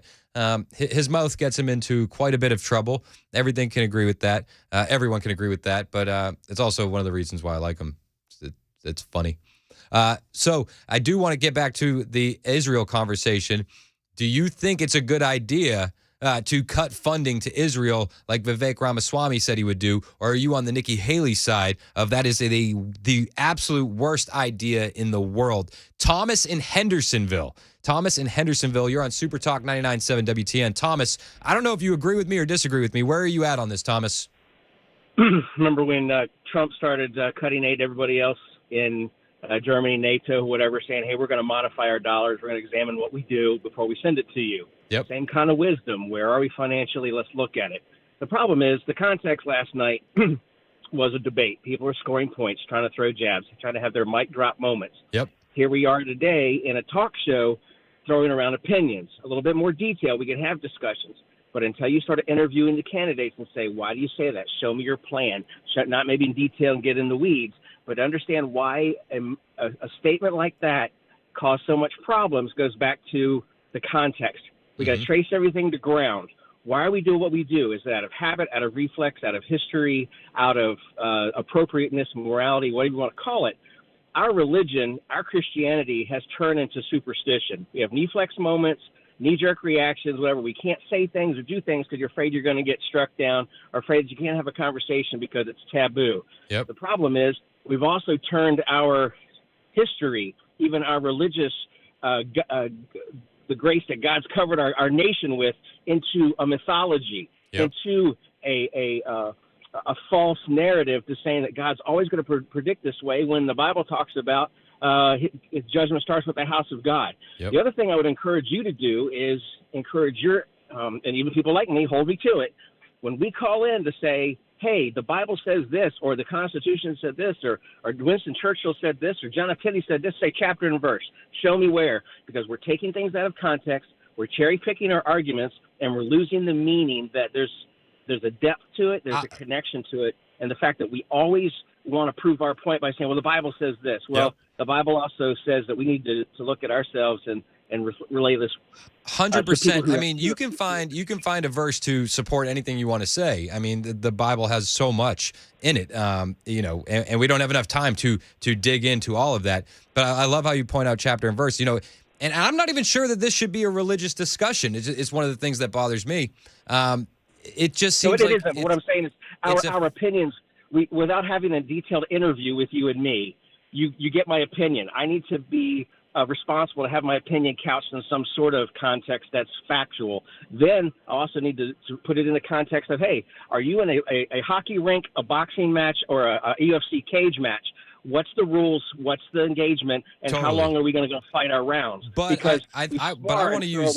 I just want to use this show for that deeper conversation. And there's been people that have been throwing Bible verses at me on the super text line at 615-737-9986, and they send a verse, and I go, guys, I need more context on this verse because I could literally use that to support either side of the argument. Absolutely. And that's one of the things that gets tricky, which is why I'm not, I don't agree that the Bible is superstition. I don't agree that the Bible is mythology, but I also don't know if this is a Bible religion discussion. I think this is an America first versus funding the world discussion. And again, I don't think that we need to just cut off aid to Israel. I want to cut off aid to everyone. Everyone. Yeah, your discussion is correct, and I think that your discussion probably needs to be a little more deeper to educate us listeners who have our knee-jerk reaction, because we have walked away from our God. Our religion has become superstition. Our reaction to the world has become knee-jerk as opposed to engaging in intellectual conversation, or even just to speak the truth in a way that's detached from emotion. Yeah. But again, in a political context, Nikki Haley had a knee-jerk reaction that you can't touch Israel, but without explaining why. But that's the context of it. That's what a debate's about. You score your points, and you have 2 minutes to talk about it. Absolutely. And so we need to interview. You need to have Nikki Haley and Ramaswamy on your show and have them a little even pre-recorded interview to say, give me details for this because I need to educate my audience better. What did you mean? I'm sure Nikki Haley would be the first in line to come on the Chris Hand Show. Thanks for the call, Thomas. I really appreciate it. It's one of those things. I don't think that this is a religious discussion. I don't think it needs to be a religious discussion. I just don't. Funding to another country, you can't bring up Israel without it being a religious discussion. I'm a Christian, I don't want to bring my religion into the discussion. Thomas in White House, you're on Super Talk 99.7 WTN. Hey, Thomas, how are you? I'm good. How you doing today? Good, man. Lay it on me. Which side of this are you on? Well, I mean, I believe you should take care of your own house before you take care of someone else's. Yep. This isn't a religious decision. It's a financial decision. 100%. I mean, they're a country that they base their finances on money. They don't base it on what they believe religiously. Yep. And the religion doesn't pay our tax dollars. No, you're absolutely we pay right. our tax dollars. So the money that we spend to our government should not be thrown out to other countries just because they think it's religiously apt to do that process. I mean, it's money. It's not the Bible. It's not verses. It's not anything else. Throw religion out of the way because this hasn't got anything to do with it.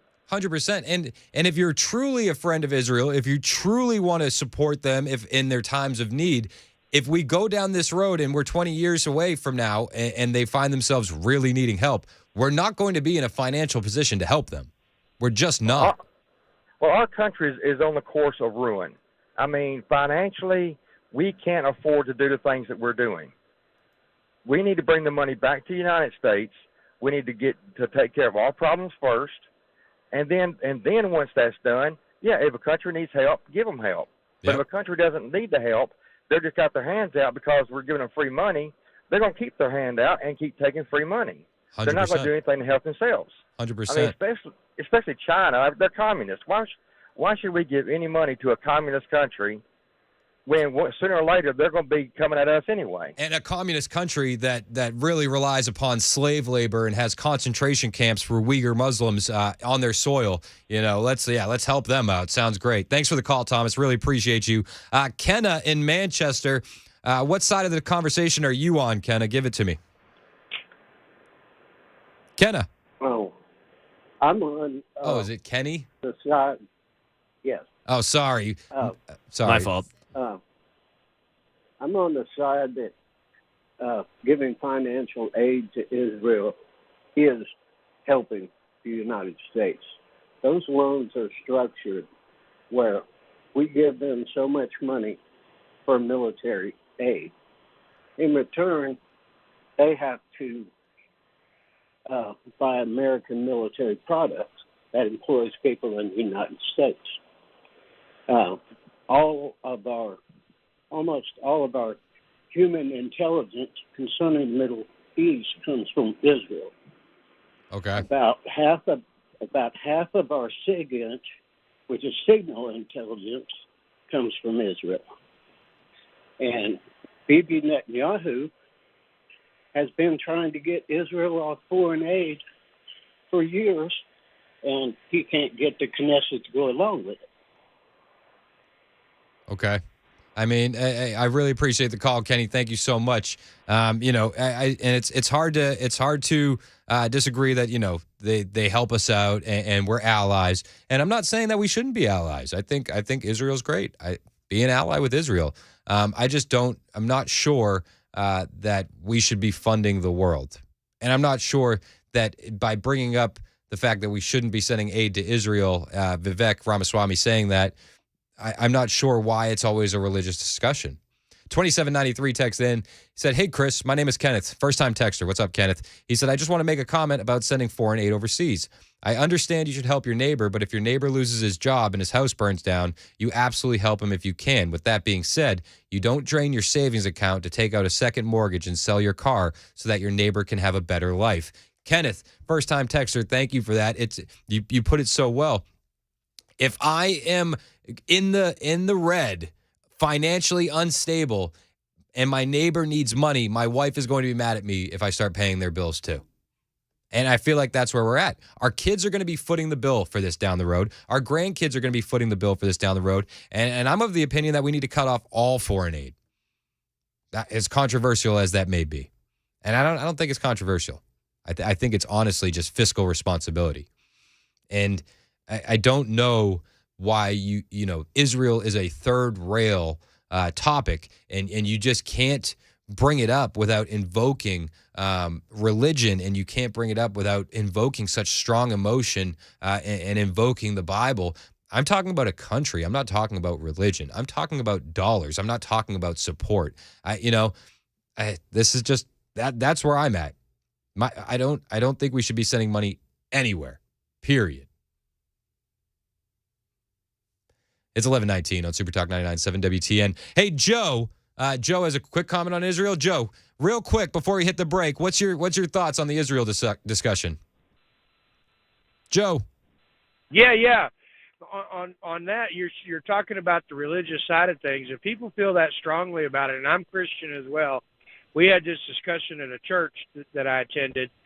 We needed an air conditioner in a parking lot, and it was time to support Israel with tithe to tithe and send money to the home church to send to Israel. Then everybody that lives in our country isn't necessarily Christian. I mean, we strive as Christians to bring everybody into the fold. Amen. And to witness, but everybody's not. And if you want to support Israel, we don't have to do it with our tax dollars. We have a tithe plate, and almost every church out there has a group that comes in from Israel every year in support of the home state of Israel. Hey, great point, and thank you for the call, Joe. I think charity needs to start in the church, and that's what it is. It's charity, and we should leave it there.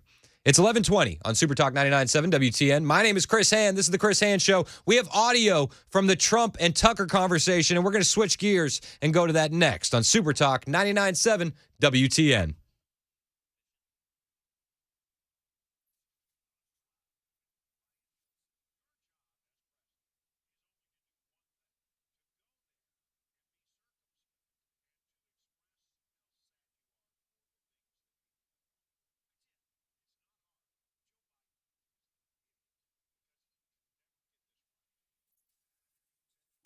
Hey, it's Chris Hand for Jeff Eddy's Efficient Heating and Cooling. Oh, man, it is hot today, and if your AC is on the fritz, you are feeling it, and everybody's AC, kind of starts, not working as good on days like this, and the other guys may not be able to get to you as quickly as my man Jeff Eddy, Efficient Heating and Cooling, can. It's so hard to find somebody that you can trust when it comes to these large home repairs, but let me tell you, Jeff Eddy and his crew, smaller team, bigger results.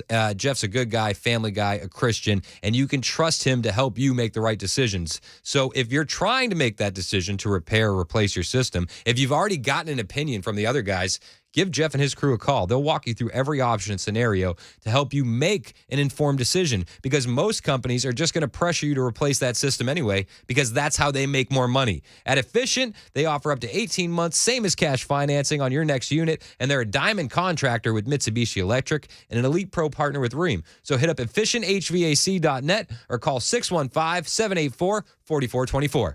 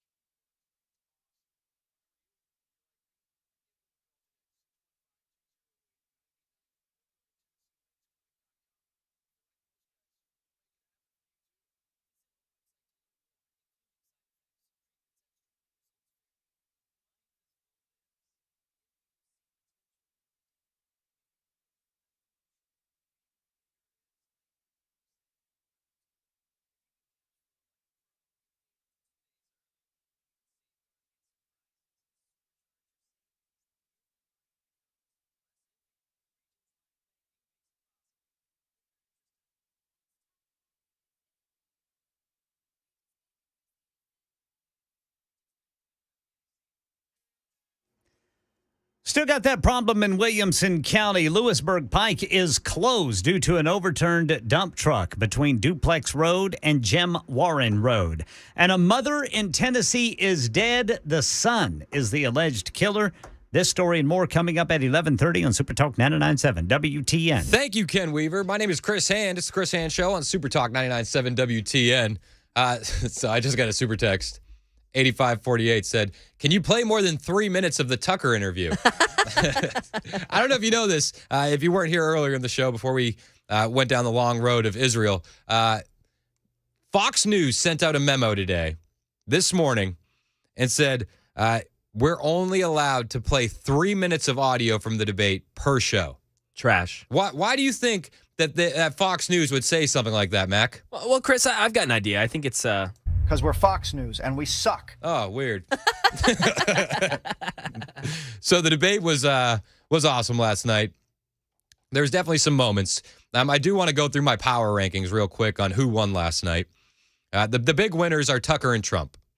Then we have a massive gap. Then we have Vivek, DeSantis, and I know you might be shocked that I have DeSantis ranked that high. Yeah, wow. It's because he didn't screw up. Well, and he lives in your head rent free. So. He lives in my head rent free, and he stuck to his talking points. He had notes. He was prepped, but that's all he did. He didn't interject as much as I thought he should have. He just kind of was invisible. So good for him. Coming in at number 5, I had Burgum. Didn't expect him to rank that high, but every time he talked, I was like, "Oh, I agree with you. You're boring. You're certainly boring, but I agree with you." For the most part. Then there was a huge gap. Then we had Tim Scott, Mike Pence. Then there was a huge gap. I had Nikki Haley. Meh. Oh, wow. So there was 2 big gaps before. 3 big gaps before we got to Nikki Haley. Pretty big gaps. Unbased. Yeah, she's very unbased. And then, coming in at the end, it was a tie for me between Asa Hutchinson and Chris Christie. Asa looked like a corpse. And he had like a one bloody eye thing going on that I couldn't get over. He looked like, do you ever watch Always Sunny in Philadelphia? Oh, yeah, of course. So at one point, Danny DeVito's character, Frank, got makeup for a talent show or something they were doing. Yes. And he had a mortician do the makeup. That's what Asa Hutchinson looked like he did last night. He had a mortician do his makeup. Oh, Everything looked like that. And then Chris Christie, I wasn't really looking forward to Chris Christie, but since I have 3 minutes of audio I'm allowed to play from the debate, I do want to play the one funny line that Chris Christie had, which was this one. I've had enough already tonight of a guy who sounds like ChatGPT. He was talking about Vivek Ramaswamy. Somebody came up with that for him, and he had it written down. He's like, 100%. This is it. That's the line. 100%. And I don't even blame him for it. It was good. It was solid. So kudos to him. He made me laugh. But the real thing to watch, which a lot of people did, we haven't gotten the official overnight numbers from Fox yet, but we do know that the Tucker Trump interview was must-see internet TV, and it had allegedly 154, something like that, million views the last time I checked. And people will argue if it was views or if it was impressions. So let's just say it was impressions, right? So if you got like 150 million impressions, divide it by 5, and that'll give you like accurate views, right? At least maybe, just for the sake of debate. So say it was like 30 million views, blows the debate out of the water. And that you're not allowed to ask. And I love it. This is a question that Tucker asked Trump. But it was just interesting. I read Barr's account of his time. He wrote a book about it, right? His autobiography, and in it he lies about Jeffrey Epstein's death. Clearly lies. Do you think Epstein killed himself sincerely? He just asked President Trump, "Do you think Epstein killed himself sincerely?" Just the question alone could never be posed on Fox News. And why is that? Why could they not say something like that on Fox News? Because we're Fox News, and we suck. Exactly. But Tucker got to ask the question on Twitter. I don't know. I will say that, he was a fixture in Palm Beach. Yeah. I don't know what Barr said about it either. I have no idea what he said. What did he say? He killed himself, probably? He said he killed himself and that they were going to do this investigation. They never did the investigation. It's never been public. Well, and they hid it. And, why are they doing that? And clearly Barr knew. But why would Bill Barr be covering up the death of Jeffrey Epstein? Weird. Bill Barr didn't do an investigation on the election fraud either, okay? He said he did, and he pretended he did, but he didn't. So why would Bill Barr cover that up? Well, we did talk about Bill Barr's Jeffrey Epstein connection last week on the show, I think it was. It might have been 2 weeks ago at this point. I don't know. It all kind of just mushes together when you're having fun. But Bill Barr's connection to Jeffrey Epstein, it's a little weird. It's a little weird. Apparently, Bill Barr's father hired Jeffrey Epstein to work at the school that Donald Barr was like the headmaster at, I think was his official title. You can fact check me. I think he was the headmaster. And he hired Jeffrey Epstein to work at that school, despite the fact that Jeffrey Epstein had no teaching experience. Strange, right? Weird.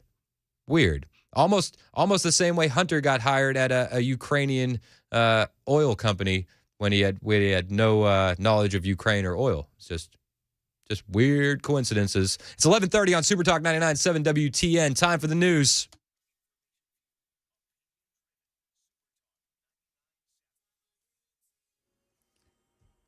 $11:30 on the dot. I'm Ken Weaver with your top stories. Today's going to be hotter than yesterday. Full forecast in 2 minutes. Criminal homicide charges in Humphreys County. Channel 4 says sheriff's deputies responded to a home outside of McEwen where the body of a woman was found yesterday. Investigators say an 18-year-old admitted to shooting his mother in the head, then trying to hide the body and evidence. News about the health of Falls former head football coach and athletic director Phil Fulmer. A statement from the Fulmer family says he will be in the hospital for a few days for a medical procedure he underwent today at UT Medical Center, though it doesn't say what kind of medical procedure. Breaking news in the Georgia 2020 election interference case, former President Trump changing lawyers to handle processing when he turns himself in today in Fulton County. Reports say Trump's replacing Drew Findling with Stephen Sadow, who's a high-profile defense lawyer right there in Atlanta. That's the latest news. Weather is next. I'm Ken Weaver, WTN News. Hi, I'm Paul Winkler. We know that diversification is an important part of the investing process, but how do you reduce risk of a portfolio through diversification? Well, you use correlations. Now think of bathing suit sales and suntan oil sales. They tend to move together, right? Think of bathing suit sales versus winter coat sales. More dissimilar movement, and that's the idea. But why is diversification so important? Well, think about it this way. Everybody would like to have this happen with their investments. They just go straight up. But what we know is this is really what tends to happen. Markets may go way up and then down, or down then way up. Now let's say if we isolate parts of that curve right there, and the first curve right there, and the second curve right there. If you're putting money away for retirement, every time you put money in, if this is what's going on, you're buying more shares. Then just before you retire, the market goes up, you're really happy. If on the other hand, you keep paying a higher and higher price, and then the market goes down, you're really sad. And we can't choose what's going to happen with the market next. But what we can do is what we know through academic research, and there are Nobel Prizes awarded for this, is we can look for things that tend to move in dissimilar fashion. And what happens when we do that, we can reduce the volatility of the portfolio, hence bringing those curves in. Now that's the idea. Now, if you want to learn more about our approach to investing and financial planning, go to paulwinkler.com and set up a free 15-minute phone call. Or you can call 615-851-1950.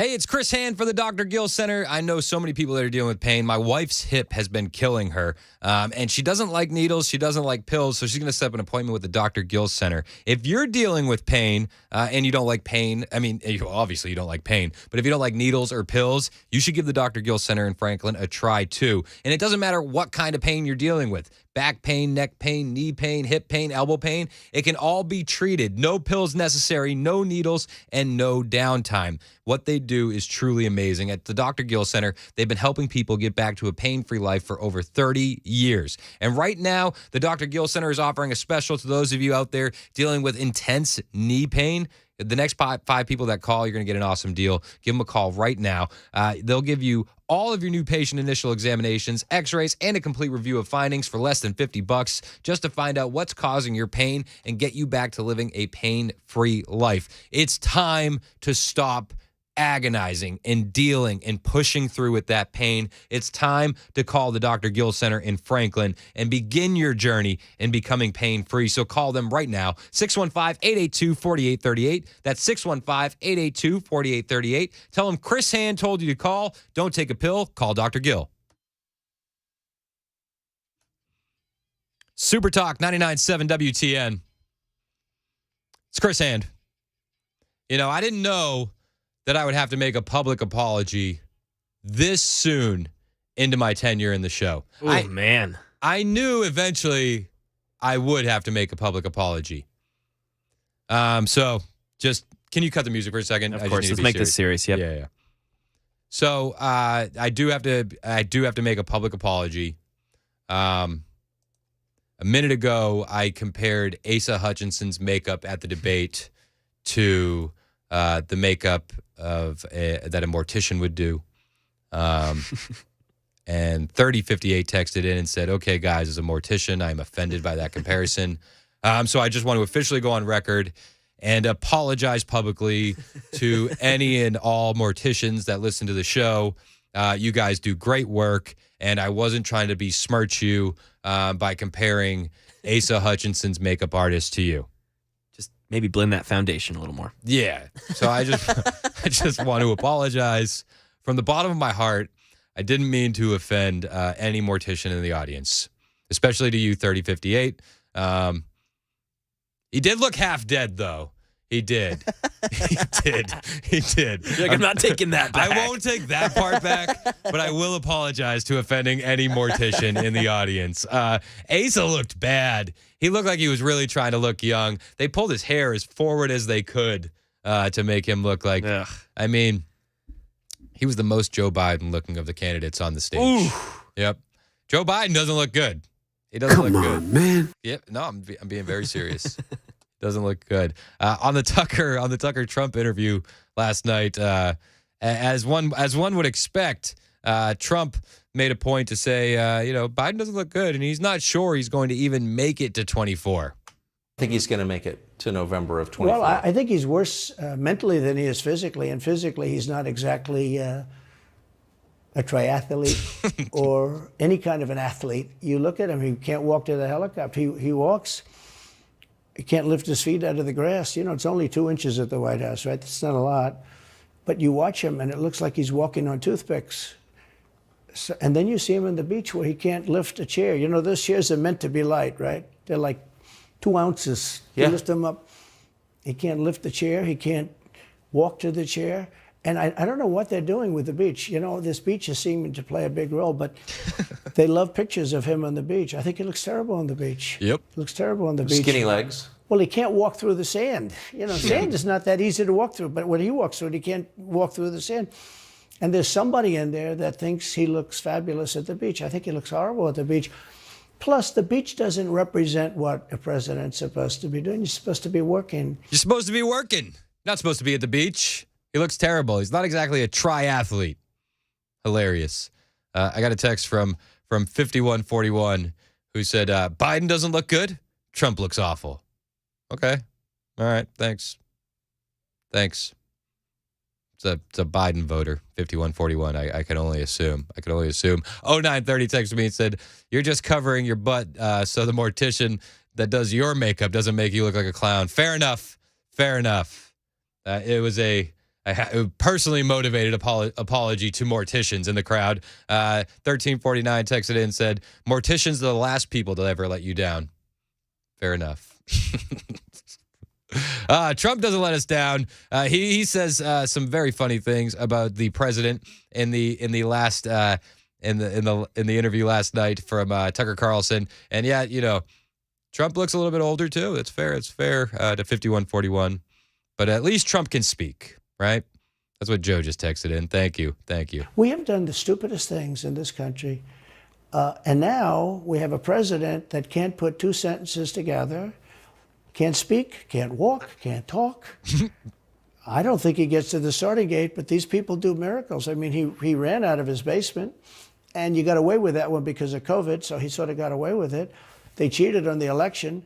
But you have people that are very smart, but they're fascists and they're radical left lunatics, and they're destroying our country with the all-electric cars and the windmills all over the place, which, by the way, don't work, and they're most of them made in China. For the most part, they're made in China. Germany a little bit, but China. But you look at what's happening to our country, even no voter ID. I mean, why don't they want voter ID? There's only one reason they don't want voter ID, because they want to cheat. We have done the stupid. It's crazy how much he says there that would never be allowed to be said on Fox News. This is why Tucker was let go. Because Tucker asked the questions that people actually want to know, and not questions that are going to exactly, blend in with the narrative. It's amazing. And the people responded. You got more viewers of Trump and Tucker by far compared to the RNC debate. It's unreal. And Tucker asked the questions that you're not allowed to ask, which is why we love Tucker Carlson. It started with protests against you, massive protests, right. Organized protests by the left, and then it moved to impeachment twice. Right. And now indictment. I mean, the next stage is violence. Are you worried that they're going to try and kill you? Why wouldn't they try and kill you, honestly? They're savage animals. They are people that are sick, really sick. You have great people in the Democrat Party. You have great people that are Democrats. Most of the people in our country are fantastic, and I'm representing everybody. I'm not just Republicans or conservatives. Right. I represent everybody. I'm the president of everybody. But I've seen what they do. I've seen the lengths that they go to. Can you imagine anybody else ever asking Trump if he's worried about being assassinated? It's not a stretch. It's something that we have all thought of. What are they going to do next? They just drag him through the coals every chance they get in the media. They impeach him over nothing. They indict him over politically motivated charges. Why is that a stretch? It's not. It's not a stretch, but it's a question that wouldn't be able to be asked on any other platform besides Tucker on Twitter. Tucker Carlson is one of the most important journalists of the 21st century. The fact that he can go out there and ask Donald Trump, are you worried about being assassinated? Sure, Trump gave him kind of a non-answer. And I'm sure Trump does have a little bit of those fears. But the fact that he even asked the question is so ballsy. It's so on point because every single one of us have thought that. What are they going to do next? I mean, what are they going to do next?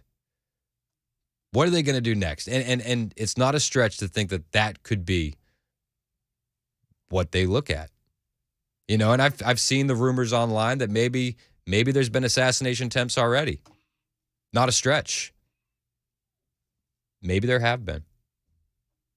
But, I mean, to be able to ask that question in that forum, even though he didn't get really an answer, crazy.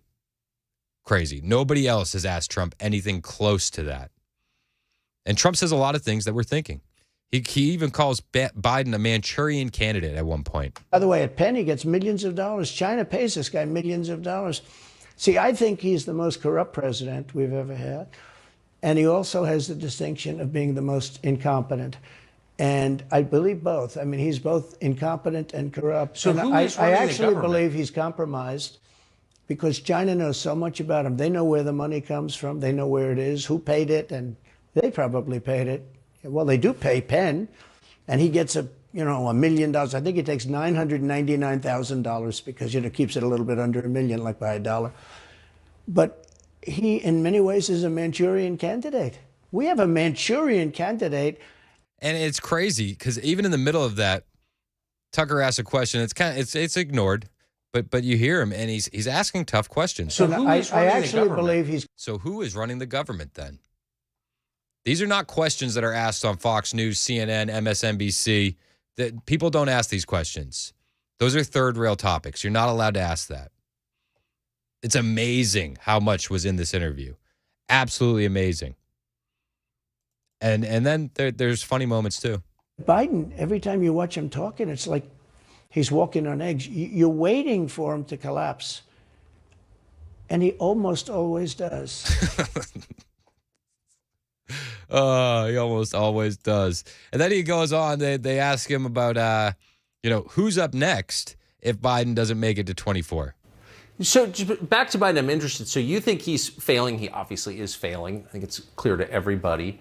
But that would make Kamala Harris the candidate? Well, not really. I mean, I guess they'd have maybe a free-for-all. A lot of people say she has to remain for certain reasons the candidate. She has to.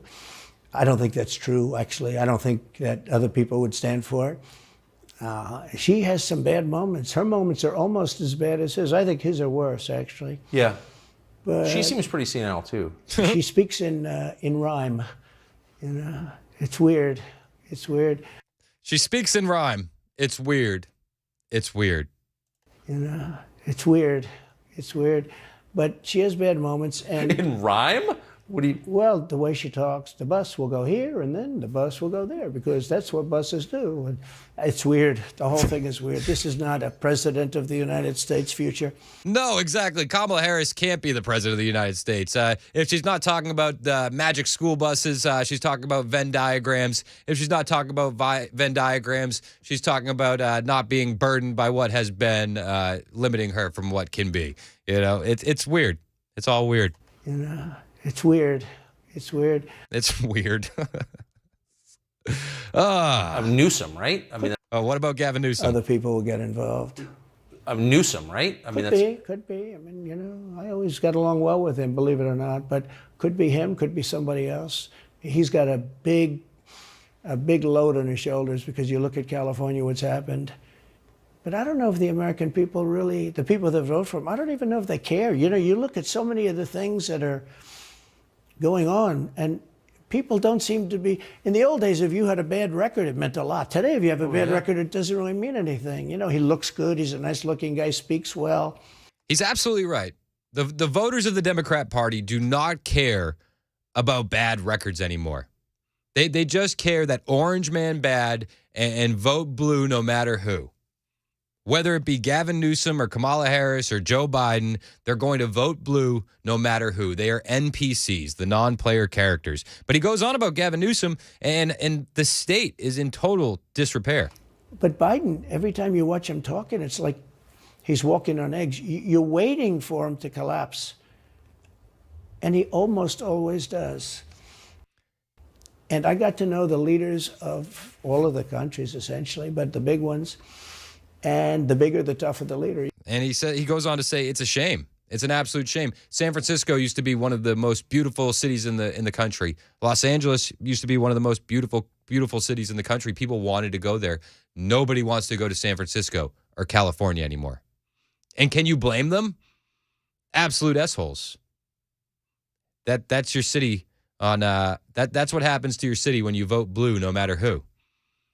It's 11:48 on Super Talk 99.7 WTN. Matt Murphy's in the building. I don't think I hit my 3 minutes of audio that I'm allowed to play from the Fox News debate. So let me do this real quick. Hold on. Let me just play this. Hold on. This is Vivek talking to Mike Pence. Vivek, if we do the giveaway that you want to give to Putin to give him his land, it's not going to be too long before he rolls across a NATO border. And frankly, our men and women of our armed forces are going to have to go and fight him. I want to let the Ukrainians fight and drive Putin and the Russians back out into Russia. I want to just briefly address Pence. Vice President Pence. I have a newsflash. The USSR does not exist anymore. It fell back in 1990. Based Vivek. The New York Times declared Ron DeSantis the winner of the debate, by the way. The failing New York Times. What a garbage newspaper. It's 11:49 on Super Talk 99.7 WTN.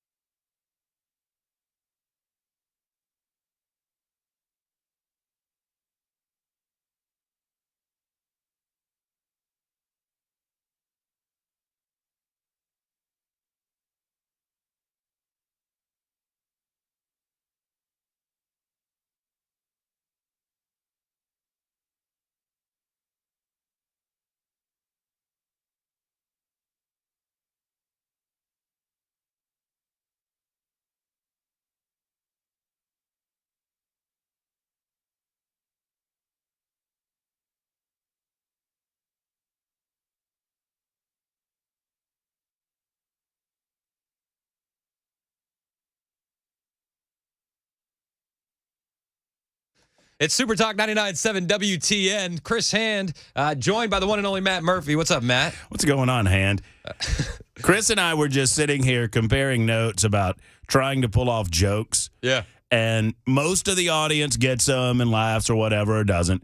But those few that take it seriously and want to respond seriously. Yep. Like last night when they led with the Oliver Anthony stuff. Yeah. I threw up an Oliver Anthony for president on Twitter, and most got it, right? You know? And I get the Oliver Anthony is not old enough to be president. Maybe do a little research before you pop off. And I said, maybe grow a sense of humor.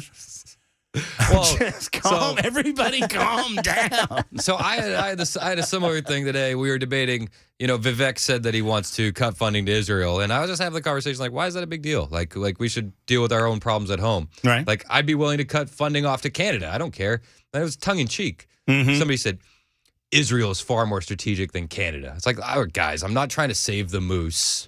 I'm not. It was tongue in cheek. Hand is pro Mountie. Yeah, that's what I hear. I'm pro Mountie, anti-Fox and pro Mountie.